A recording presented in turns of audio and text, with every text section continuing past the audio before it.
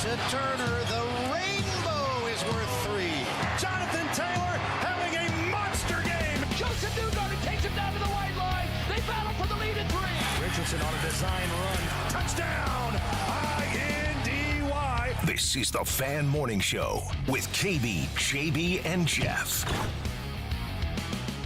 Happy Tuesday morning. Thanks for taking us along for the ride, however you might be listening. Along with Kevin Bowen, James Boyd, I'm Jeff Rickard, Mark Dykton on the ones and twos. We had a full victory Monday yesterday, and now it's kind of a reset as we get ready for Game 5 between the Pacers and the Cavaliers in Cleveland tonight. Good morning, everyone. And Kevin Bowen, the Cavaliers playing very coy on the MRI for Donovan Mitchell. They've just listed him as questionable, correct? Well, let me start here. A great day in the Circle City. Cars on the track. Ooh, and the ability to get back to the Eastern Conference Finals. We don't take these days for granted. So certainly looks like weather-wise, hopefully we'll get plenty of racing action over there on the Oval. So today beginning at noon at 16th and Georgetown. And yes, Cleveland has operated in the very questionable manner for all of their injured guys. So it sounds like that is what Donovan Mitchell is listed at, but yeah, I'd be stunned if he didn't play in the game. Certainly how effective will he be will be a big storyline. But once again, Vegas thinks that they will be healthy and thinks that the Pacers deserve little to no respect with a 7.5-point spread that is Cleveland favored in Game 5. James, I was looking over a lot of the stats last night, just trying to get a feel for whether or not they tell the true story of what's going on. And really the one crazy basic thing I came across is you score 120 points in this series, you win. Every team that scored 120 points and every team that's lost does not. Yeah, I mean, that's usually a recipe for success when you score a lot of points. And obviously, the last game the Pacers played, they were 1 point shy of tying their franchise record for most points scored in a playoff game. So we'll see if they can continue some of that offensive explosion on the road tonight in Cleveland. But I do expect, obviously, the Cavaliers to come out with some sort of desperation. Your season's on the line. You're at home. Can you just extend it for one more game? Well, we'll be looking forward to it. We'll be carrying the game live here on 93.5 and 107.5 The Fan. Our pregame coverage starts at 6:30 tonight.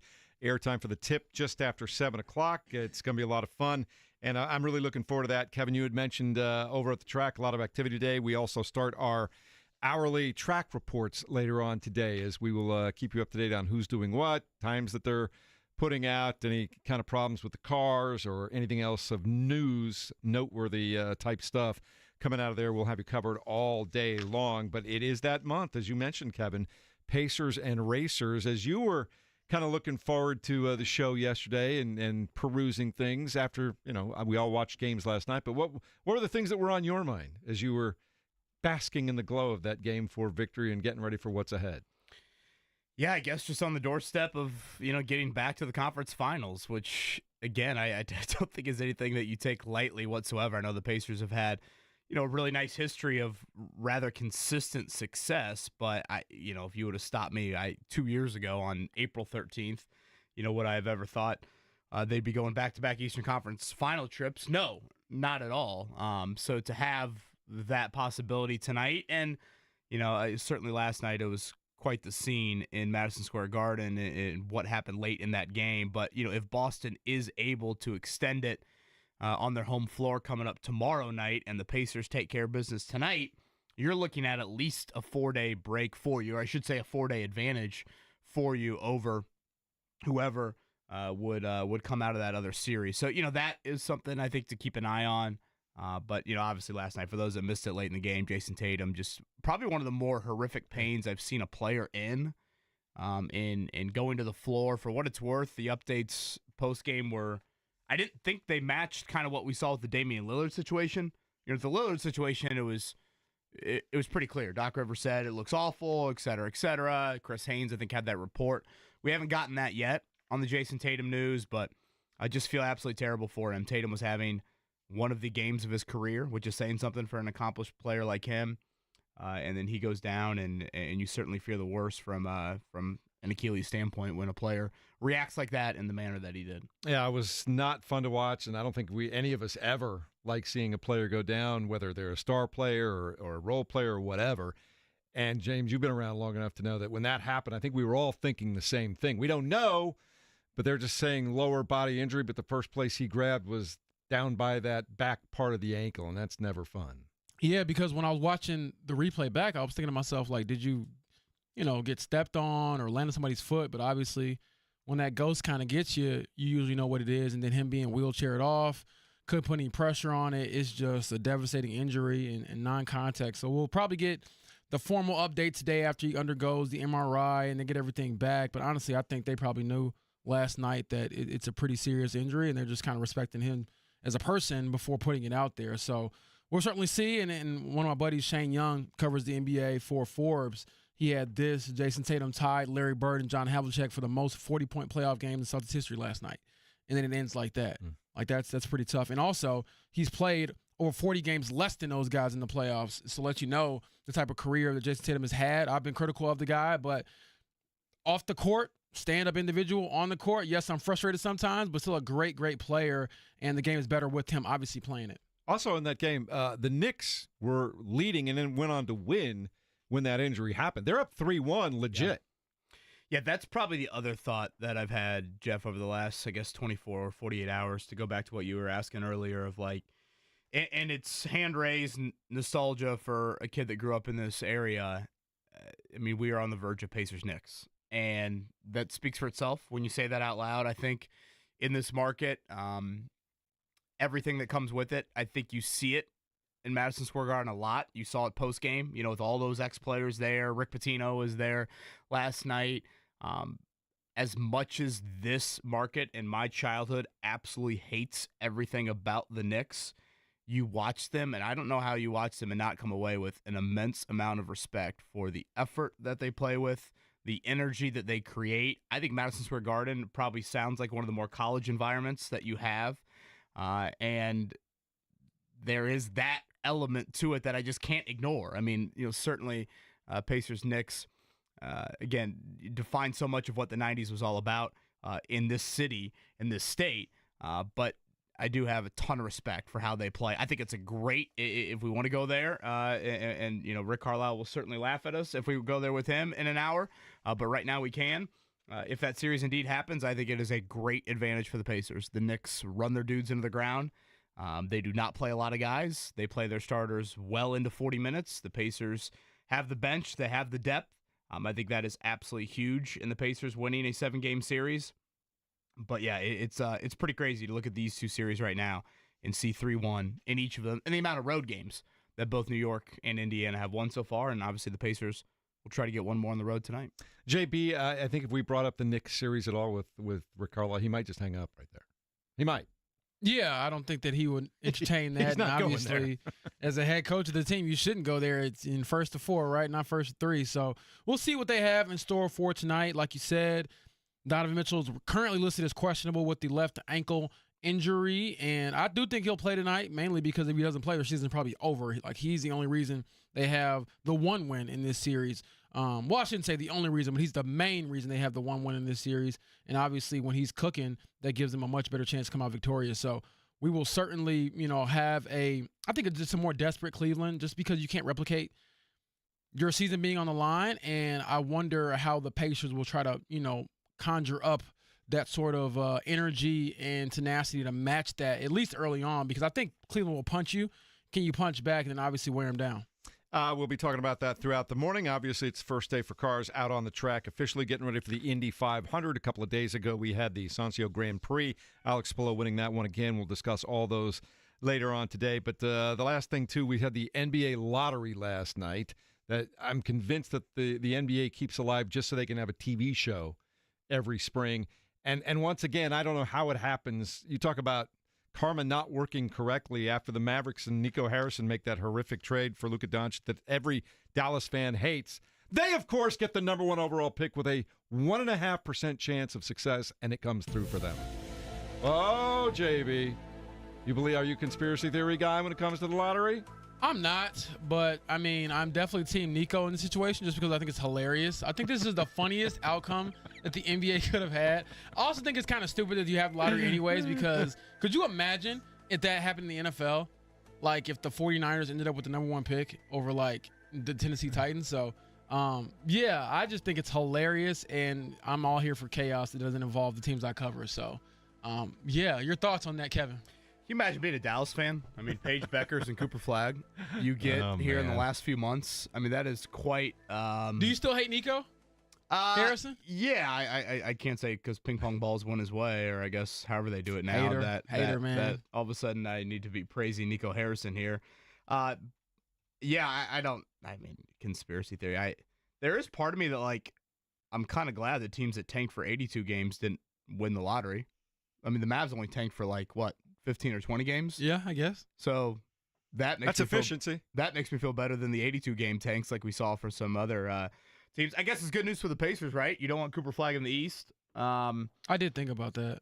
You know, last year, what was it? Atlanta had very similar odds to Dallas, and they get the number 1 pick. And, you know, obviously, Zachariah Risa-Shea didn't have the same sort of hype that Cooper Flagg is going to bring. So, yeah, pretty wild. And boy, Mark, the Bulls, they lose the coin flip, and now they draft 12th. They lost. They deserve everything they get. To Dallas. Yeah, that's tough. And now they are drafting 12th there. You mean playing for the play-in every year isn't a ideal plan, Mark? No. I did see the Mavericks CEO like ran the lottery with Patrick Ewing 40 years ago for the NBA. He was having some nostalgia last night with that. So, yes, the Dallas Mavericks will get. Actually, with Nico, you don't know. Maybe they won't draft Cooper Flagg. Maybe they'll draft Ace. What's his name? Ace Bailey from Rutgers. Yeah, that's the thing. We don't even know who the next 4 guys are unless you're hardcore draft aficionado. Well, those Rutgers guys, right? Yeah. Dylan Harper. Yeah. VJ Edgecombe, I believe, from Baylor is another guy. I'm a hoop head, so a couple of guys. All right, we'll talk about that throughout the day as well. Quick timeout. We'll tell you everything that's going on in the world of sports last night. Get you ready to go for Game 5 tonight. The Pacers trying to close out the Cleveland Cavaliers on the road. It happens right here on 93.5 and 107.5 The Fan.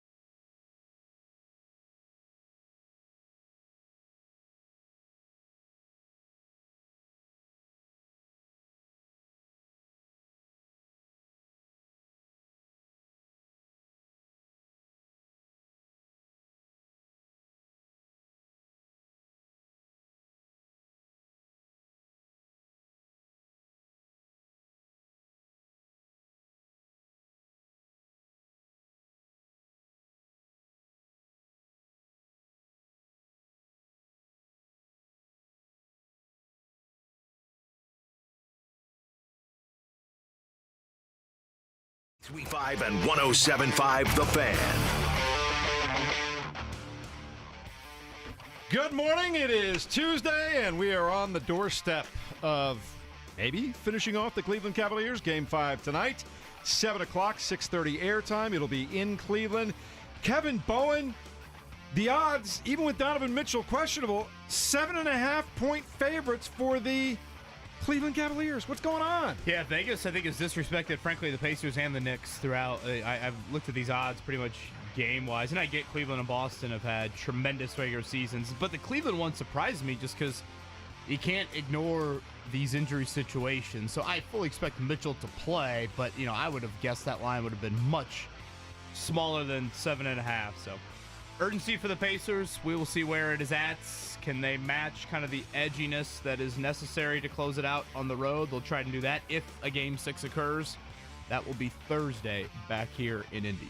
James Boyd, we know that Donovan Mitchell is questionable. He had an MRI yesterday on that ankle, and the Cavaliers aren't saying anything about that. They probably shouldn't, a little gamesmanship there, but I think for the Pacers' purposes, you need Tyrese Halliburton to be All-NBA. Tyrese Halliburton, haven't seen him in a little while, kind of a quiet, really a bad Game 3, quiet Game 4. Can he return to his All-NBA level and close him out?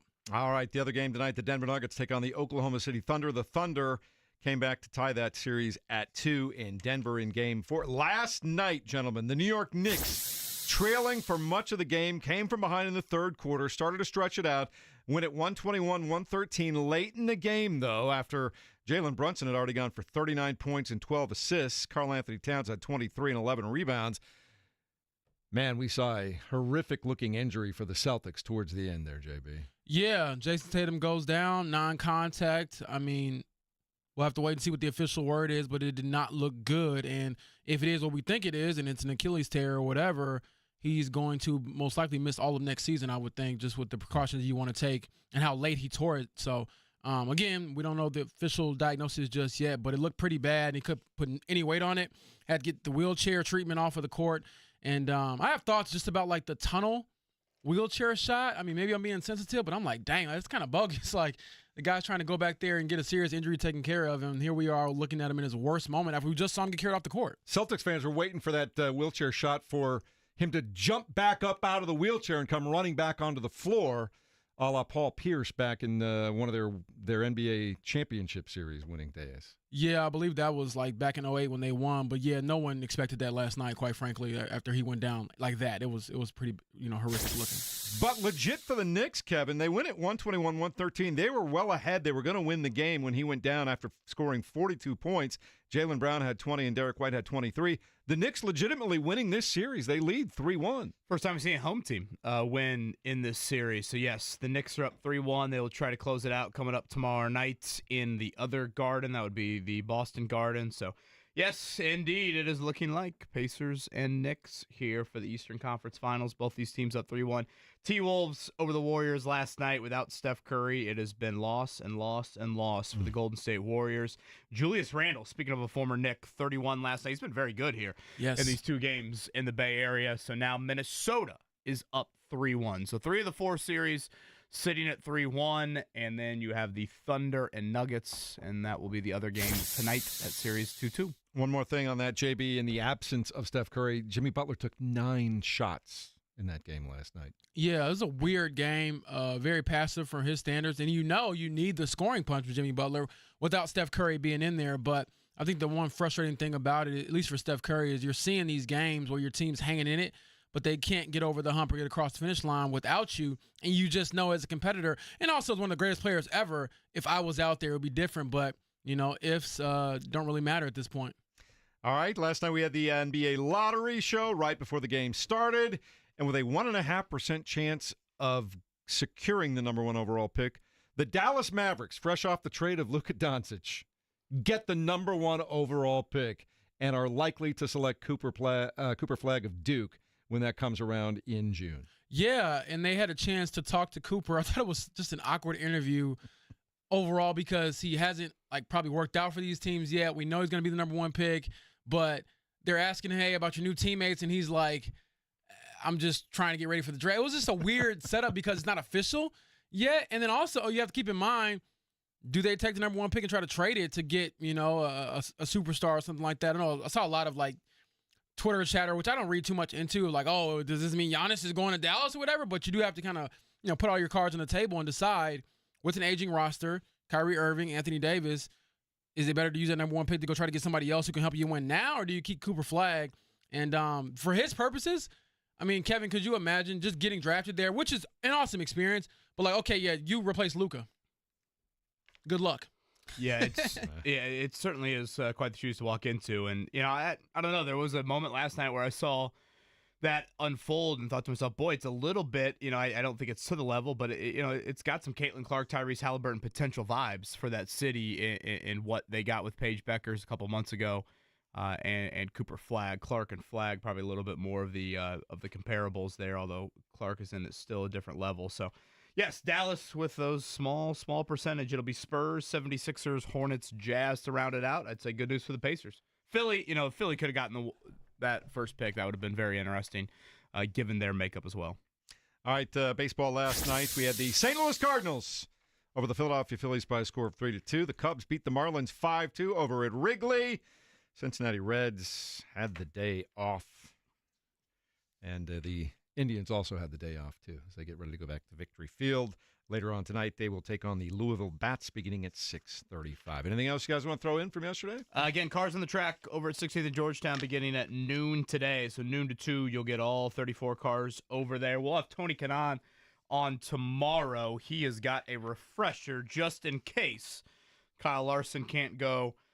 Coming up a week from Sunday. That is early this afternoon. And then 4 to 6, you'll get, again, all cars on the track there. So 2 different windows for that, 12 to 2, 4 to 6. Really, temps supposed to be pretty hot later this week. So you'll see if that can kind of mimic what race day will look like. And we should get an announcement here sometime this morning, on when the Colts international game will be. We know they're playing in Berlin. Those international games will get announced here today before the official schedule gets announced tomorrow. So I assume the Colts will want their bye week to follow that international game. So you'll get a little bit of the schedule drop. One scheduling nugget. I know the Colts really are hoping for back-to-back West Coast games this season. We've seen some teams in the Eastern time zone do this where they want the Colts actually have 3 West Coast games this year. They want at least a pairing of those back-to-back to not have to do 3 separate trips out west and a trip to Berlin. It's a very unusual schedule for the Colts here in 2025. So something to keep an eye on when the schedule does get announced. Yeah, it would make sense to probably do the back-to-backs in L.A. just because it's the same stadium, I believe. So yeah, I mean, L.A. or Seattle. I don't know how much you can force the NFL's hand in that. Yeah, I mean, obviously, they decide a lot of different things. They've decided that every year we're going to have a Christmas game no matter what day it falls on. So, but I was just thinking just logistically, why not do it, both LA trips? But, either way, I don't mind spending a week on the West Coast, Kevin, calling into the show. Seahawks, Chargers, Rams. Those are the West Coast trips for the Colts this season, and we'll alert you when that Berlin game does occur. Again, the Colts have had a super late bye week each of the last couple of years. I would guess they are hoping for something a little bit more in the middle of their schedule than what they've had lately. And we don't know the official opponent yet either. I know there's been some reports out there. I will say this, when you're trying to understand what's going on with the schedule, it is ironclad, people. Like, this is like blood oath. So I'm fine with, waiting until the thing officially comes out and just reacting to it like everybody else. So I'm excited about it. So I would just say, don't believe everything you read or hear. And it doesn't change anything for months from now. But, yeah, we don't know the official opponent yet or the week, and I'm excited to find out both here, hopefully throughout the show. We do know who the opponent for the Indiana Pacers will be tonight. It'll be the Cleveland Cavaliers. More on that next as we continue on a Tuesday morning at 93.5 and 107.5 The Fan.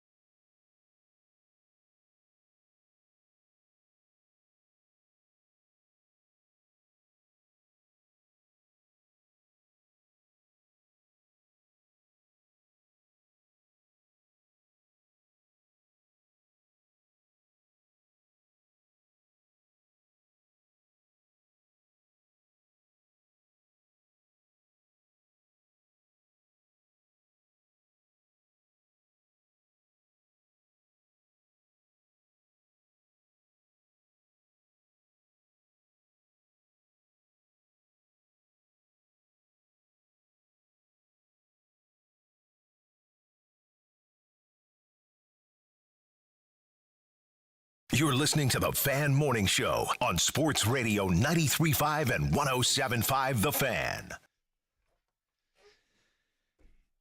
Game day here at 93.5, 107.5 The Fan. Pacers, Cavs, Game 5 later on tonight, 6:30 airtime. And the incomparable Mark Boyle will have the play-by-play beginning just after 7 o'clock right here on 93.5 and 107.5 The Fan.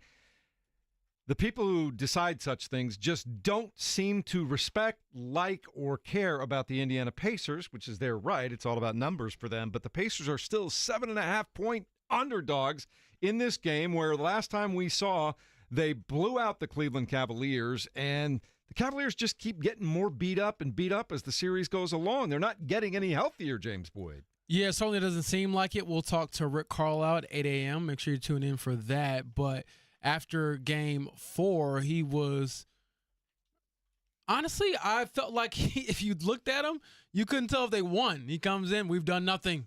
We've accomplished nothing. We're nothing. And I'm like, oh, my goodness, what happened? And then he just said, no one picked us to win. We've been underdogs in every game of the series. That'll be the way till the end. So maybe he knew something we didn't. And does it really matter? No, because you got to decide on the court. And the Pacers so far have been kicking the Cavs behind on that end. Yeah, he has gone all in on the edginess that will be alive and well in him, I believe, in 25 minutes when he joins us. Yeah. And was certainly that. Even yesterday, he just had a brief media session before they left for Cleveland. Went over there for that, and yes, he was. He's not going to fall into any trap about discussing even the great game from Sunday night. The first question I was asked of him after the game on Sunday was about them again having the biggest halftime lead in the history of the NBA trying to hear playoffs, and poor Tony East. He did not want any part in going there and discussing what is necessary to win this series. I've looked at this Vegas line. I'm thinking, okay, why? Like, what are they believing? And obviously, Cleveland was a great regular season team. They were great in round one of the playoffs. But, again, from an availability standpoint, I don't think they clearly are at that level. If you are a Cleveland fan, like, what could you be clinging to down 3-1? And what maybe is Vegas clinging to is a better way to put it. Why are they a 7.5-point favorite?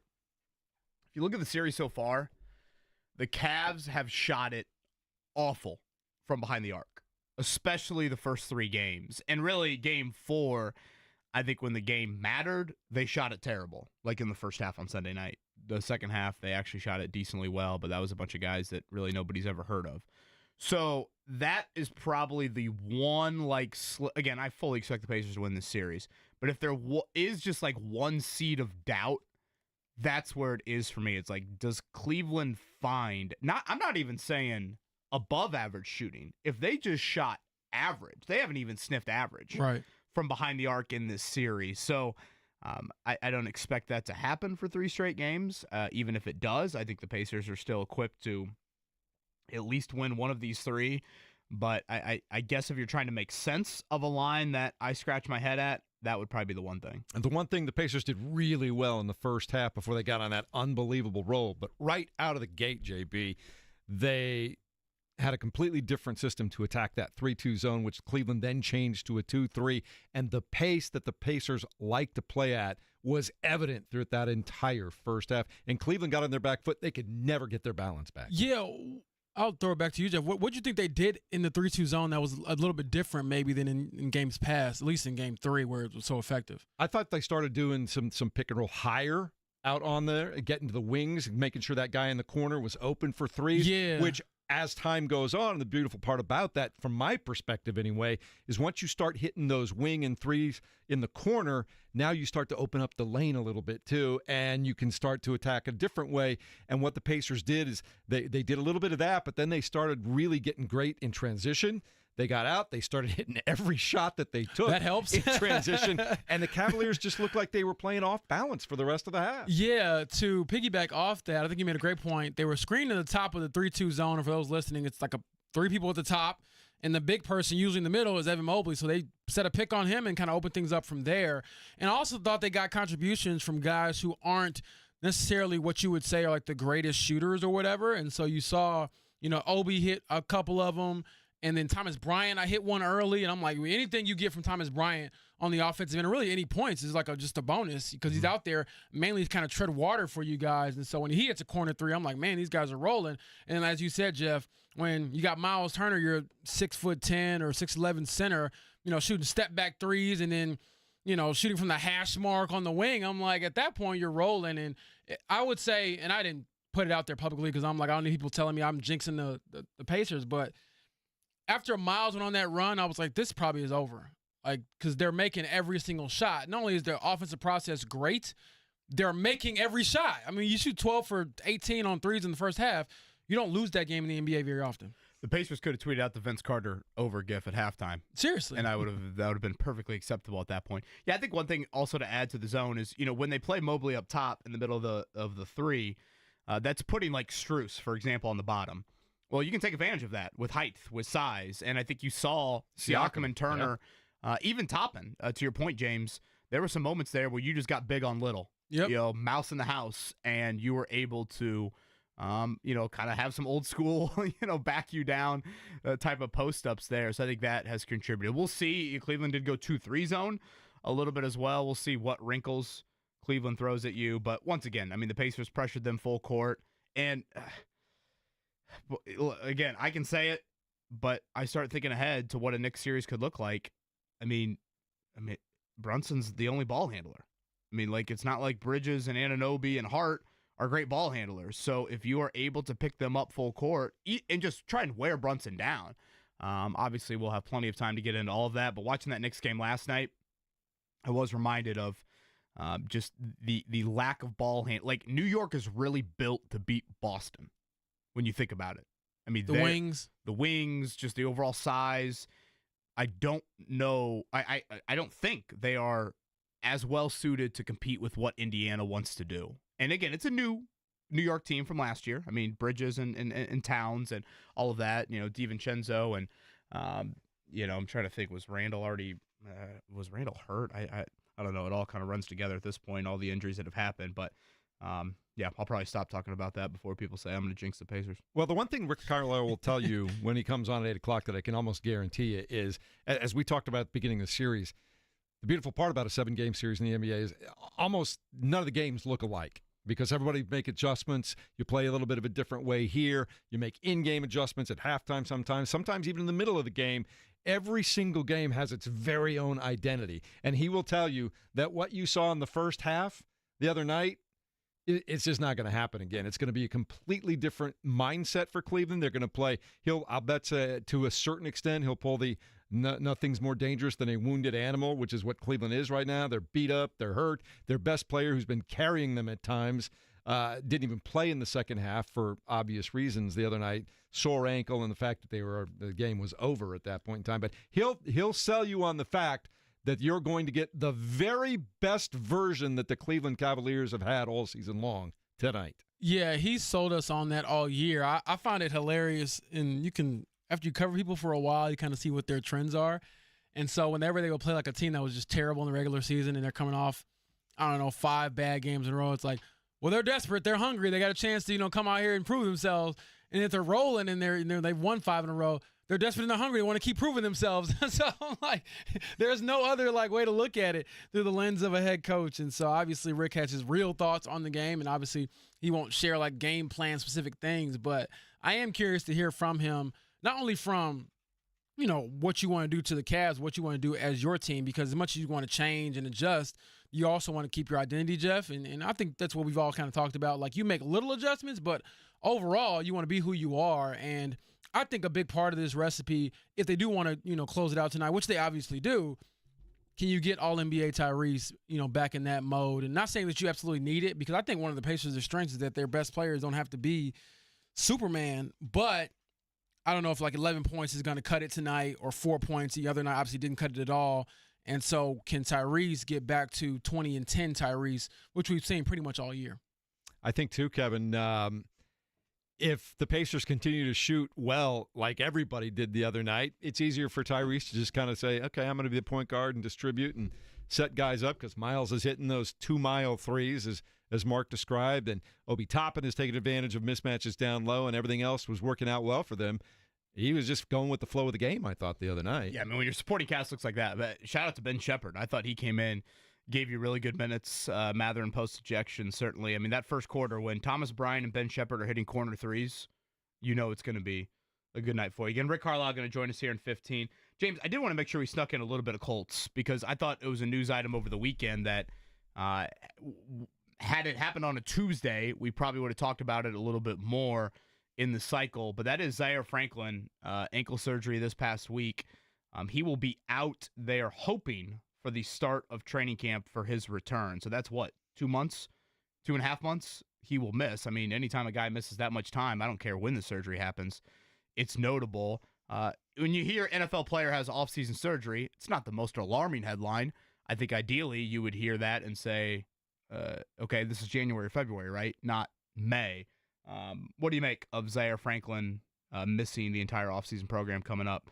And it sounds like, again, hopeful for the start of training camp. Yeah, from what I understand, I guess this was something that he had been dealing with, and it's one of those things where it's a pain tolerance thing, and maybe it got a little more irritable over the offseason, so why not get it done now? And also, I know people are kind of frustrated, like, man, he should have got it done sooner, perhaps, but he's also a very proven player, so it's not like somebody like, I mean, if you're telling me, you know, Jalen Carlisle has to have surgery last week or whatever day it was, and you're kind of questioning who he is as an NFL player so far, I'd be, you know, raising a bit more of my eyebrows. But which Carlisle did have surgery, but that was but it was early this offseason. But with Zaire, you know who he is. You know, he's going to tackle a lot. He had coming off an all-pro season. He's going to do his job. And I get all the noise around him and Pat McAfee and the beef and all those, you know, weird things. But he still is a pretty good football player, especially considering where they drafted him, you know, 7th-round pick way back when. And now he's, you know, again, your defensive leader or one of them. And so I look at it, you know, maybe through the glass half full opportunity because linebacker is a question mark for this unit. So you get a ton more reps for everybody else during your offseason program. And you kind of figure out, okay, who is available or who is, you know, somebody who's going to be vying for a spot. And does that make the Colts a little bit more aggressive to go out and get somebody who they can plug and play? We talked about it. I believe his name is Jermaine. Is it Pratt? Yeah, from Cincy, the veteran linebacker. Uh-huh. Yeah, so he played with Lou Anarumo. To my knowledge, I believe he's still a free agent. Is that somebody you would, you know, go kick the tires on and say, hey, you know, if XYZ happens, do we bring him in to kind of help bolster that unit? So I'm not panicking just yet. But, again, if we get to training camp and, you know, not to get too far ahead of myself, but if he's out for a month or something like that, then we get to start asking more serious and hard-nosed questions, I think. Yeah, I don't think it's something we just sweep under the rug. That's kind of where I'm at. It's pretty clear the Colts under Lou Anarumo will emphasize D-line and DBs a lot more than linebacker. That's pretty clear to me. Like, they care much more about the front and the back end of their defense than they care about linebacker. But when you are installing a new defense, and let's use DeForest Buckner's words from last week. Good point. DeForest Buckner said, it was asked, hey, you know, you hear this mad scientist label from Lou Anarumo. Have you seen that yet? He goes, I felt it in the first install. I mean, they're going from, I don't know, Algebra 1 to Trig. I don't know what the exact kind of like math comparison is, but they are doing things more extensively and differently, period, defensively. So now you are without, like, when this schedule pops up tomorrow, let's say it's Tennessee week 1. That'll be Zaire Franklin and Jalen Carlisle out on the field for every single snap of that game. That's how the Colts are going to treat their linebackers. And here, when you get on the field coming up in a few weeks for your offseason program, you will not have either of them on the field at all as you're installing a new defense. So that's why I can't just sweep it under the rug. You know, James, that's a good point. James is right. I mean, Zaire's played a ton in this league. Carlisle is probably the one individually that needs this a little bit more, but I just think it's important that your quarterback of your defense, which is Zaire Franklin, that communication continues to be top of mind. So, again, it didn't draw a ton of headlines over the weekend, and I get it. It's May. We're talking a lot about the Pacers. We're, you know, we've got cars on the track today from an oval standpoint. But still, this is something that in an ideal world, A, Zaire Franklin would have had this done in February, March, and B, you would have at least one of the two out there helping your other, 9-10 defensive starters with this defense. There are two ways you look at this when it comes to injuries in the offseason and when guys have surgery or they don't. Sometimes guys just want to, honestly, they just want to miss mini camps and things like that. They whatever. I do give guys a little bit of a benefit of the doubt because I think in some cases, look, if you blow an ACL or you pop a tendon, you have to have surgery usually within the next 3-4 days, right? That's just an obvious. There are guys who sometimes are so allergic to surgery, and I get it. They're like, if I can take this to the last minute and find a way to rehab this thing and strengthen something up around it, I'd rather do that. But I oftentimes think they're waiting to the last minute to have surgery until they absolutely have to sometimes. I mean, that's possible. Obviously, when we get a chance to talk to... That's what they've told me over the years. Yeah, we get a chance to talk to Zaire Franklin at some point in time. We'll be able to ask him about the whole process and why he got the surgery, at that time versus not getting it earlier or whatever. But I will say I don't think he's one of those guys that wants to duck, off-season training and stuff like that. This is a guy, again, 7th-round pick. Everything he got in the NFL, he worked for and grinded for and got through a ton of reps and time on task. So when I made my statement, I really hadn't thought about the fact that, yes, there is a new defensive coordinator. That's kind of a big deal. So you're talking about the guy wearing the green dot. And for those listening, the green dot is usually the helmet where you have the play calls coming in as the middle linebacker. Yes, it is a huge factor. And I really hadn't thought about it in that capacity. But at the same time, I'm thinking to myself, what do you do at that point? I guess, you got other guys who have an opportunity to get out there and get some reps, but it certainly is something to keep in mind. And, you would hope that, and I don't think this is the case, Zaire will have to just dive into that playbook even more from a mental standpoint and be ready to go when training camp, hits. And there is a lot of rep time throughout training camp as well for you to kind of get going. But, yeah, it is something that is a little, a bit of a head scratcher. And obviously, as we've talked about on the air, and I don't have any shame in saying this, you ask Shane Steichen about these things, you don't get very much out of them. So you kind of have to wait and see. Well, coach is going to spin it and say, it's a great opportunity for our younger guys. Well, sure. To be fair, he didn't even say that, really. He Anarumo kind of went there. Oh, yeah, Anarumo. I thought you meant Shane. Yeah, Shane's not giving you anything. Because we didn't know about the injury until we talked to Shane. Right. So, right. I mean, Lou can say whatever, but he didn't say anything about the injury beforehand. Yeah, it was more in reference to, I guess, Carlisle's missing as much time as he's going to miss as well. So, okay, just something to keep an eye on. We are 2 weeks away from the Colts getting on the field for that 11-on-11 work, and we'll keep you updated. Continue to have some of these more marquee NFL games trickle out. With the schedule being fully announced tomorrow, we should get the international games announced soon. The Colts trying to avoid the old Week 14 bye for the 4th time in the last 5 years. Brutal. I wanted to ask you guys one quick question, only because it's out there. I don't think it's a legitimate thing necessarily, but I don't know if it works for the player, but just because Lou Anarumo is here now, Trey Hendrickson comes out and says contract negotiations have stalled with the Cincinnati Bengals, probably just a negotiating tactic that he's employing there. Any shot whatsoever that the Colts would look at him if he became a guy that was truly out on the open market? Boy, I totally understand the question. Obviously, the Anarumo connection, coming from Cincinnati, certainly it's a position the Colts, I think, have had not enough great at over the last handful of years. But I don't know. For some reason, I just don't see it happening. I don't know if you need to look contractually or compensation or all of that, but I would say no if you want a yes or no answer out of me. It kind of feels that way, doesn't it, James? Yeah, I probably lean more towards no. And I think it's just harder to move a guy of his caliber after the draft. Like, in theory, yeah, you can give up draft capital, but unlike had you given up draft capital before this year's draft, you don't know where you're picking. So if you get a first-round pick, obviously we all know a first-round pick that's in the top 5 is a lot different than being in the top 30. You know what I mean? So I don't really know how that would really work. And then you also have to pay him a lot of money. And as we've seen, the Colts have already invested a ton of money in their revamped defense. And the last time they did make a big move, and they brought in DeForest Buckner for a first-round pick, which I think was number 14, if I'm not mistaken, that was a guy who was still on his rookie contract. Yeah, which is fine. They ended up paying DeForest Buckner and things like that, and they knew that was a factor. But to your point, Jeff, that was a pre-draft trade. Like, I don't know how it really works afterwards. So I think this is a situation where the Bengals have known for kind of playing hardball and just kind of going through this before with the JT, Jonathan Taylor situation and the trade saga and all of that.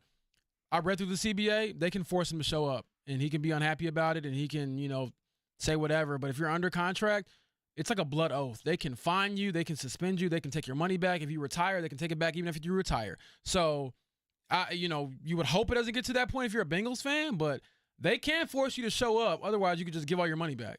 All right, we'll talk to Rick Carlisle about tonight's Game 5 between the Pacers and the Cavaliers coming up in just a few minutes, just after top of the hour. We've got our first track report from out at the Indianapolis Motor Speedway coming your way just before 10 o'clock today, about 9:58, and then it'll be every hour on the hour right after that, or just before the top of the hour, all day long here at 93.5 and 107.5 The Fan. Also, a reminder, the Fan Invitational Golf Outing is now open for sign-up and registration. It's presented by Franciscan Health. It'll be Thursday, August 7th, tee time of 10 a.m.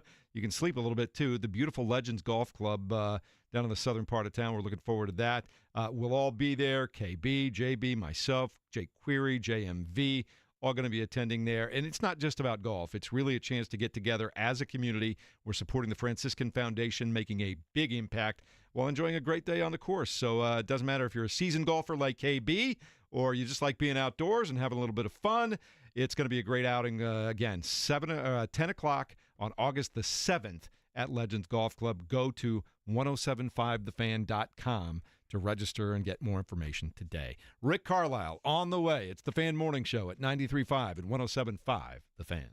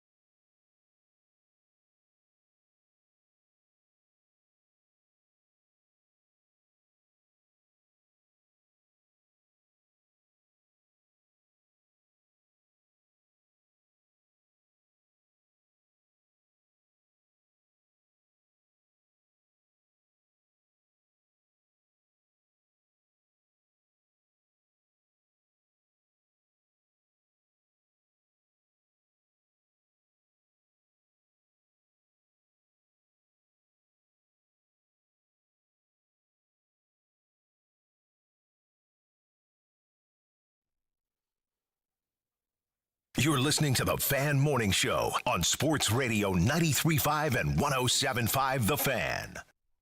That's a great start to a Tuesday here in the Circle City. Cars on the track over at IMS beginning at noon. We'll have Tony Kanaan joining us tomorrow. And, of course, tonight up in Cleveland, the Pacers will try to advance to the Eastern Conference Finals for the second straight year. And it is obviously 8 o'clock on a Tuesday. You know what that means. We head to the Payless Liquors hotline right now. The head coach of the Indiana Pacers is Rick Carlisle. Coach, good morning to you. How are you? All right. You go back to the weekend, Game 3 to Game 4, the extra possessions you guys were able to create on Sunday night versus Friday. What do you point to in your guys' ability, just frankly, to get more shots up on Sunday? Better attention to detail, really. We had not been blocking out the way we need to. Cleveland's very aggressive as a crash team. They send virtually everyone. And, they were gaining leverage in those situations, and we were not doing a good enough job. And in the fourth game, we did a better job of making contact first and coming up with the ball. Rick, one thing that stood out about your team all year is your conditioning level with your athletes. And we were talking about it at the show, just as a crew, out of curiosity. What does your staff do or your players do to make sure that you all are just – obviously depth helps, but being fresh and available and willing to run and pick up full court and still be able to execute late in games? Well, that's having depth is essential to that.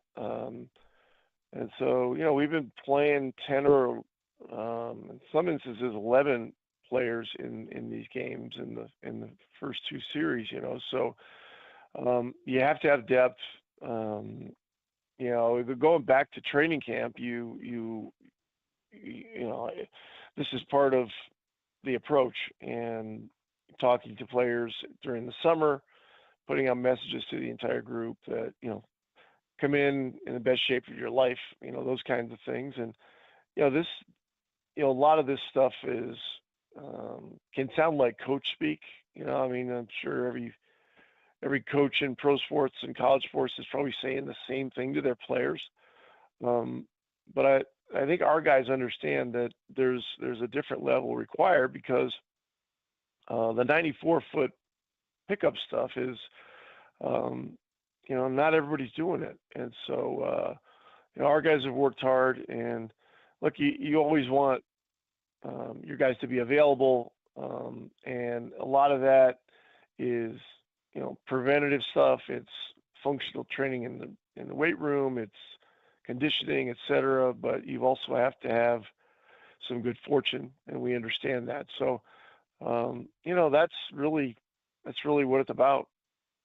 And then to follow up on that same sort of vein, Rick, I listened to a podcast recently where TJ McConnell was saying that he believes playing hard is a skill. So do you see that skill in some of your players, and how do you evaluate just playing hard and how much that factors into, having things break your way? Well, I do believe that playing hard is a talent, not just a skill. And there's just an internal wiring that players tend to have or not have that allows them to really push it and gain the highest level of conditioning, be able to resist fatigue and those kinds of things. And it's something that, I believe all teams in sports are beginning to recognize. So, yeah, that's a big part of it too. Live from Cleveland tonight, 7 o'clock. It'll be the Pacers and the Cavaliers. Pacers up 3-1. You can listen to it on these airwaves coming up 6:30. TNT will be your coverage here for Game 5. Coach Miles Turner certainly had a lot of praise for you guys as a coaching staff after the game the other night, and the stat is pretty wild. You guys have followed up the rare times you guys have lost by double digits. You followed it up with 10 straight wins. If you go back to the regular season, we've seen it twice here in the postseason. What do you think goes into being a successful adjustment team, not letting things snowball, those sorts of things? And I guess kind of what's the line in hey, we're going to believe in what we do, but at the same time, we can't ignore the necessary moments to make tweaks as well? Yeah, I mean, really, if you think about it, we have a good team and we have guys with pride, and other teams around the league with a similar kind of roster, talent, et cetera. I think if you looked, you'd see that in many instances they're doing the same thing. I mean, they have pride. They have a bad loss that's 10 or more. I would think that the majority bounce back in a very positive way. So I don't know. I don't know that it's it's nice of him to suggest that coaching has something to do with it, but I just think it's kind of a collective thing with the entire group. And so, the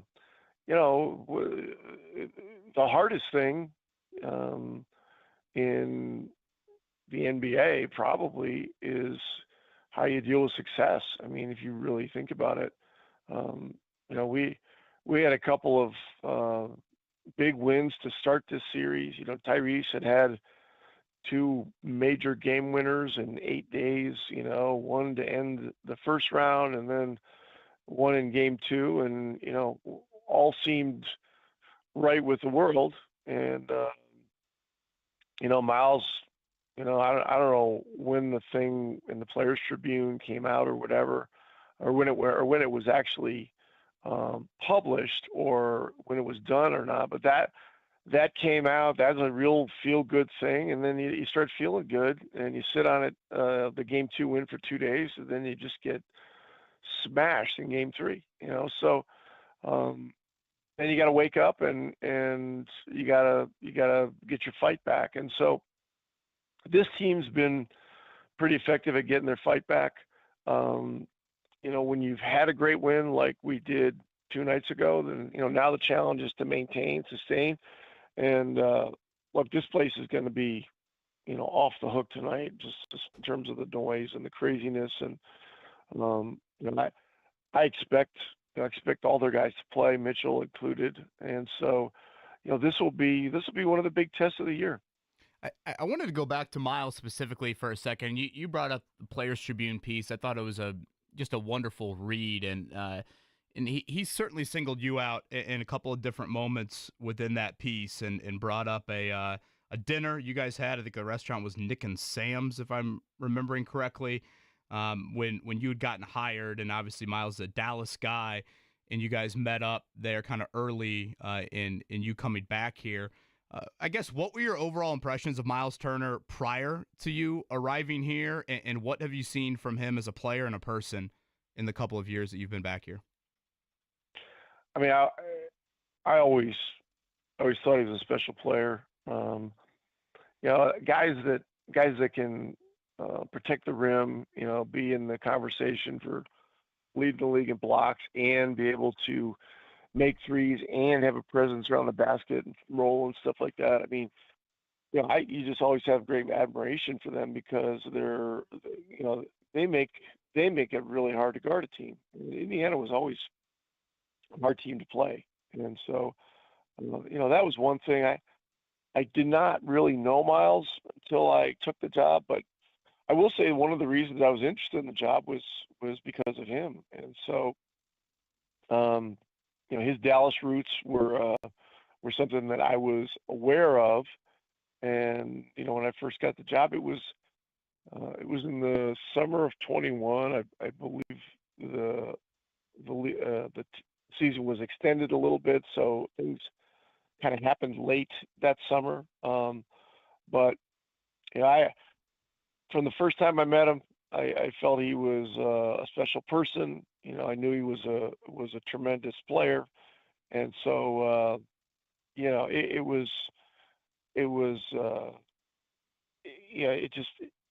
just knew it was going to be a great experience for me.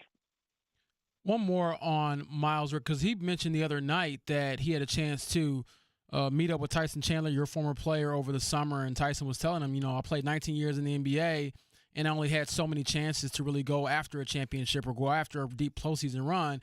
and he said that resonated with him a lot. So what do you remember about coaching Tyson, and are there any similarities between just the way he and Miles approached the game? Yeah, great question. I mean, when we traded for Tyson in the summer of 2010, we had a rough ending to our 2009-2010 season. We'd got beaten in the first round, and we had a good team, but we needed something more, something to really finish our team off. And Dirk was a free agent that year. He may have taken a little bit less money to give us some flexibility to try to get one more player.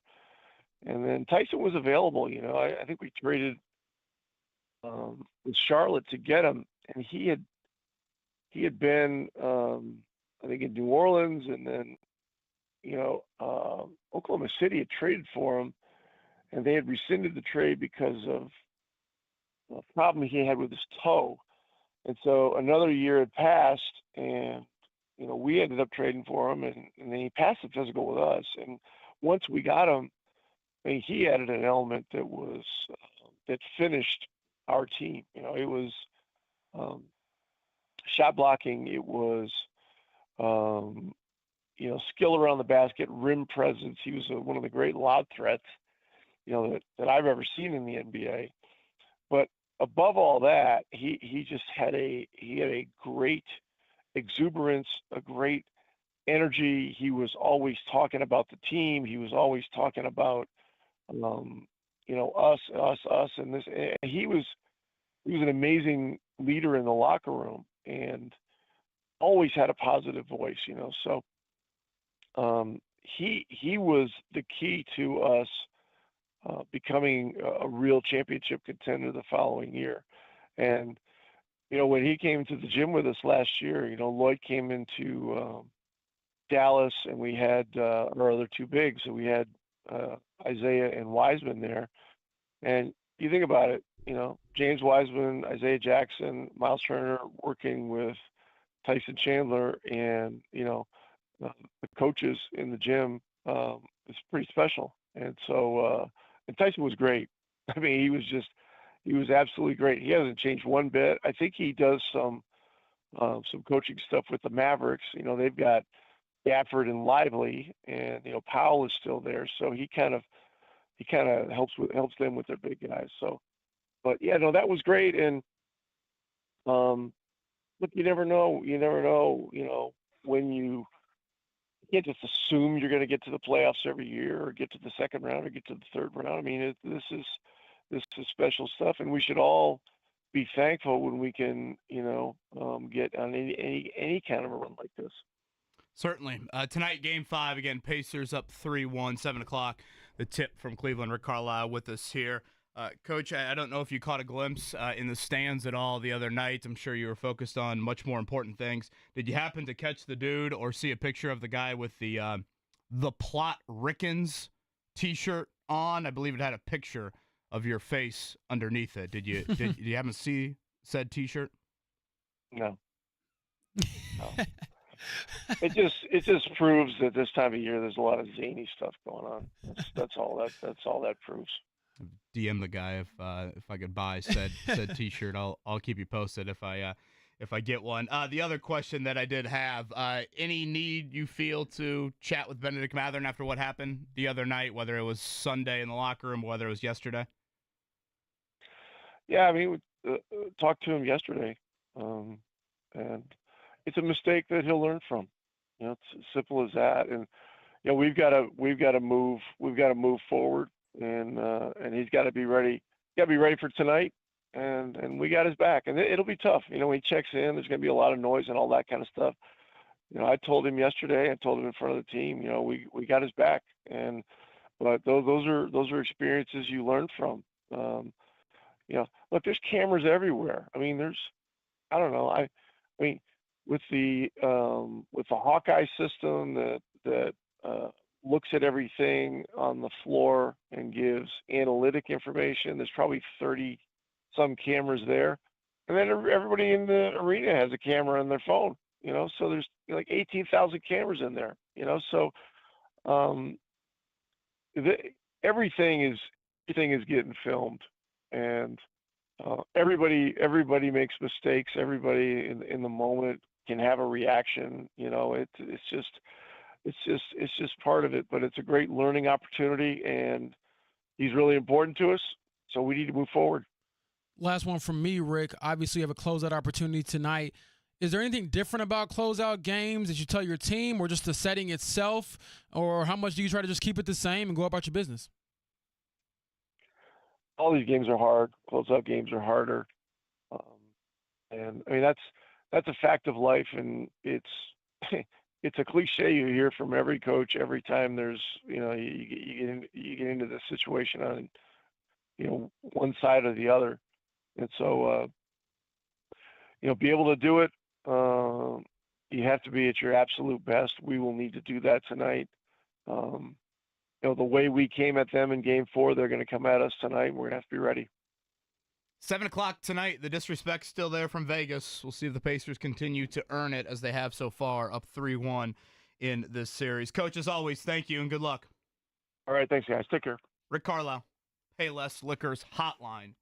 Don't believe he'll be exiting the tunnel tonight with the Plot Rickens T-shirt on. Doesn't sound like. Yeah, I think I'll probably shoot him a message after the series and with the shirt. I don't know if that's the right pregame message I should be sending, but yeah, I'll make sure that he gets at least a look at it or hopefully a laugh at it. But he was locked in, as the kids say. He had to have seen it, right? Someone? Maybe his daughter sent it to him? This is a true story, and I'm glad this is why it's so cool to be on the radio and share this stuff. First time I met Rick Carlisle, I had a conversation with him. I was a new beat writer for Indy Star covering the Pacers, and he didn't know what an air fryer was when I was telling him about my apartment, and he was dead serious. And I had to show him what an air fryer was. And this you was invited him over for Dino Nuggets? I mean, it didn't go that far, but I was trying to, give him the setup of the Dino Nuggets, prep, and he was not fully understanding what was going on, so that was pretty funny. He was so serious. I had to show him a picture of what it was. He is one interesting man, that is to say the least. I don't know if I totally followed the Plot Rickens T-shirt. I guess Thickens rhymes with. I don't know. I didn't read too much into it. Is probably a good way to describe it. Yeah, that was Rick. Whatever it was, it worked, right? It was a one-of-one shirt. Did. Yeah, Clearly I guess so. Got Kevin Bowen's attention. It certainly did. Real quick, I'll say this: I do think that him and Miles probably bond a lot because they're both kind of eclectic in a way where they like a lot of different things. And I could see them kind of bonding over the fact that their entire identity isn't just basketball. They love it so much.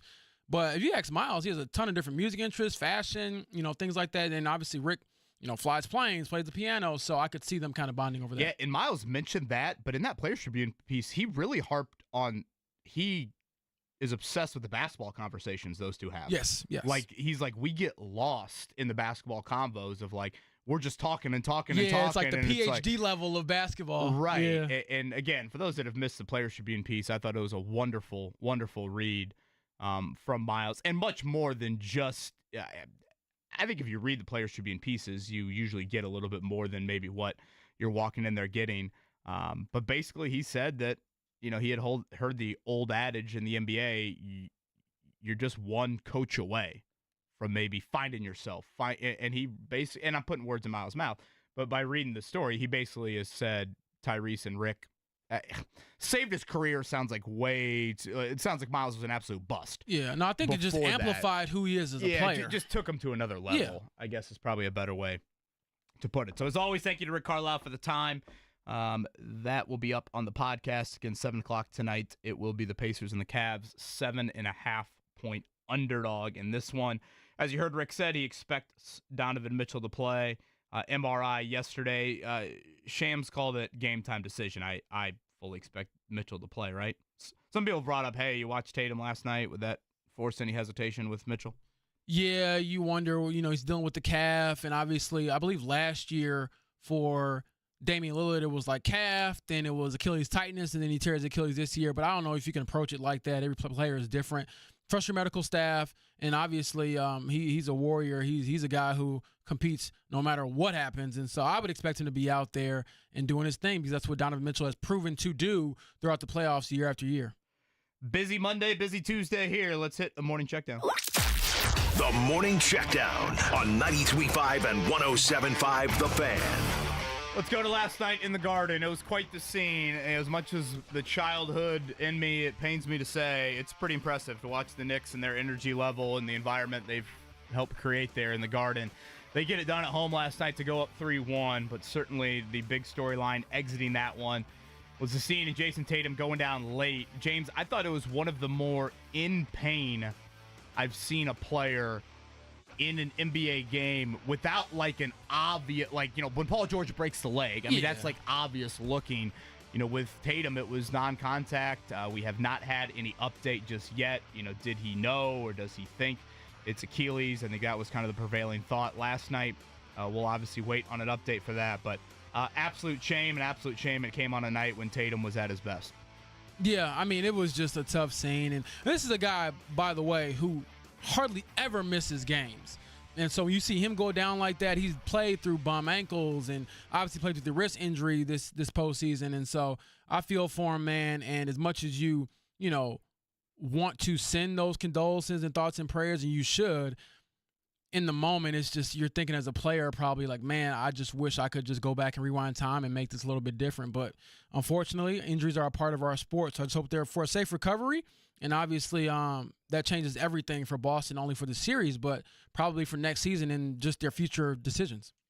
Game 5 will be tomorrow in this series back in the Boston Garden, and we'll see if the Knicks can close it out here. Up 3-1, and of course they stole late games, both Game 1 and Game 2. In Boston, the other game last night, the T-Wolves all over the Warriors. They are now up 3-1. Julius Randle, I feel like Julius Randle's kind of a forgotten guy. He was not in that Pacers series last year with the Knicks. Obviously, he's now with Minnesota here. He's been great in this series, especially the last couple of games. Him and Edwards both over 30 last night, and now it's looking like Minnesota, with Steph Curry's status, of course, very much up in the air. They are on the verge of clinching a spot back in the Western Conference Finals, a la the Pacers, for a second straight year. Yeah, I'm curious to see how they approach Game 5 and the Steph Curry injury. Obviously, you wanted to be out there, but you don't want to rush the greatest shooter ever back out there to risk further injury for a series that might be over. It's one of those things where they had a shot. I think they would have obviously had a better shot with him, and it's just a tough break, which I think it reinforces, even to go back to Boston real quick, the fact that you have a championship already. I don't know if that softens the blow, but it gives you a certain perspective where it's like, at least we got there and we got one, because it's so hard. I picked Boston to go back-to-back this season, not because of, the injuries. It was because I thought they would all be healthy, and so it's just a tough break. The Cardinals have won $1 million in a row. That pains both Mark Dykton and I. Congrats, Cardinals fans, on that. The Dallas Mavericks win the lottery last night. They obviously take Cooper Flagg, right? I guess with Nico Harrison, you never know, but they don't trade that pick, do they? Would you trade it for Giannis? Not straight up, but it would be like a package or something like that. I think I restart with Flagg. You're better than me. I'm sorry, Giannis. Come on down. What's Kyrie at? Is that injury going to impact next year? Good question. I don't know if he makes it. He certainly will not be ready for the season opener, but he should be back at some point, I would think. But yeah, I forgot that he did tear his ACL. Tough. So lottery last night. Good news for the Pacers that the East did not get Cooper Flagg, if you believe the hype there. IMS today, noon. Cars on track. The old All-Skate, 34 cars on track from noon to 2. Tony Kanaan refresher from 2 to 4. For those curious why, that is a just-in-case situation with Arrow McLaren. If Kyle Larson, for whatever reason, I guess it would have to be Mother Nature, could not go a week from Sunday, that would be Tony Kanaan in the car. Mark Dykton, Tony Kanaan, 9:30 tomorrow with us? Correct, 9:30. And happy 50th, belated 50th to Elio over the weekend, as we will get cars on track over at IMS coming up today. Anything you care about Colts schedule-wise, James Boyd, or anything of interest to you? We'll get the international games announced here very shortly. Looks like we actually have some news on that we can maybe share on the other side. But anything you care besides that? Not really. I usually just like to know where are the furthest trips, and obviously we won't find that out till tomorrow, like what week is that and when's the bye week. Because usually the bye week means I get a chance to possibly go see the family and kind of reset for the rest of the regular season run. So we'll see, but I'm excited about it because once I start booking flights, I feel like the season is getting closer. So some reports of where the Colts, or who the Colts, I should say, are going to play in Berlin and when that game will be. We'll update you on that. Continue the conversation ahead of Game 5 tonight. It is the Pacers and the Cavaliers, a disrespectful 7.5-point underdog from Vegas. We'll chat about it all coming up. Fan Morning Show on a Tuesday. Kevin Bowen, James Boyd, Mark Dighton, Jeff Rick.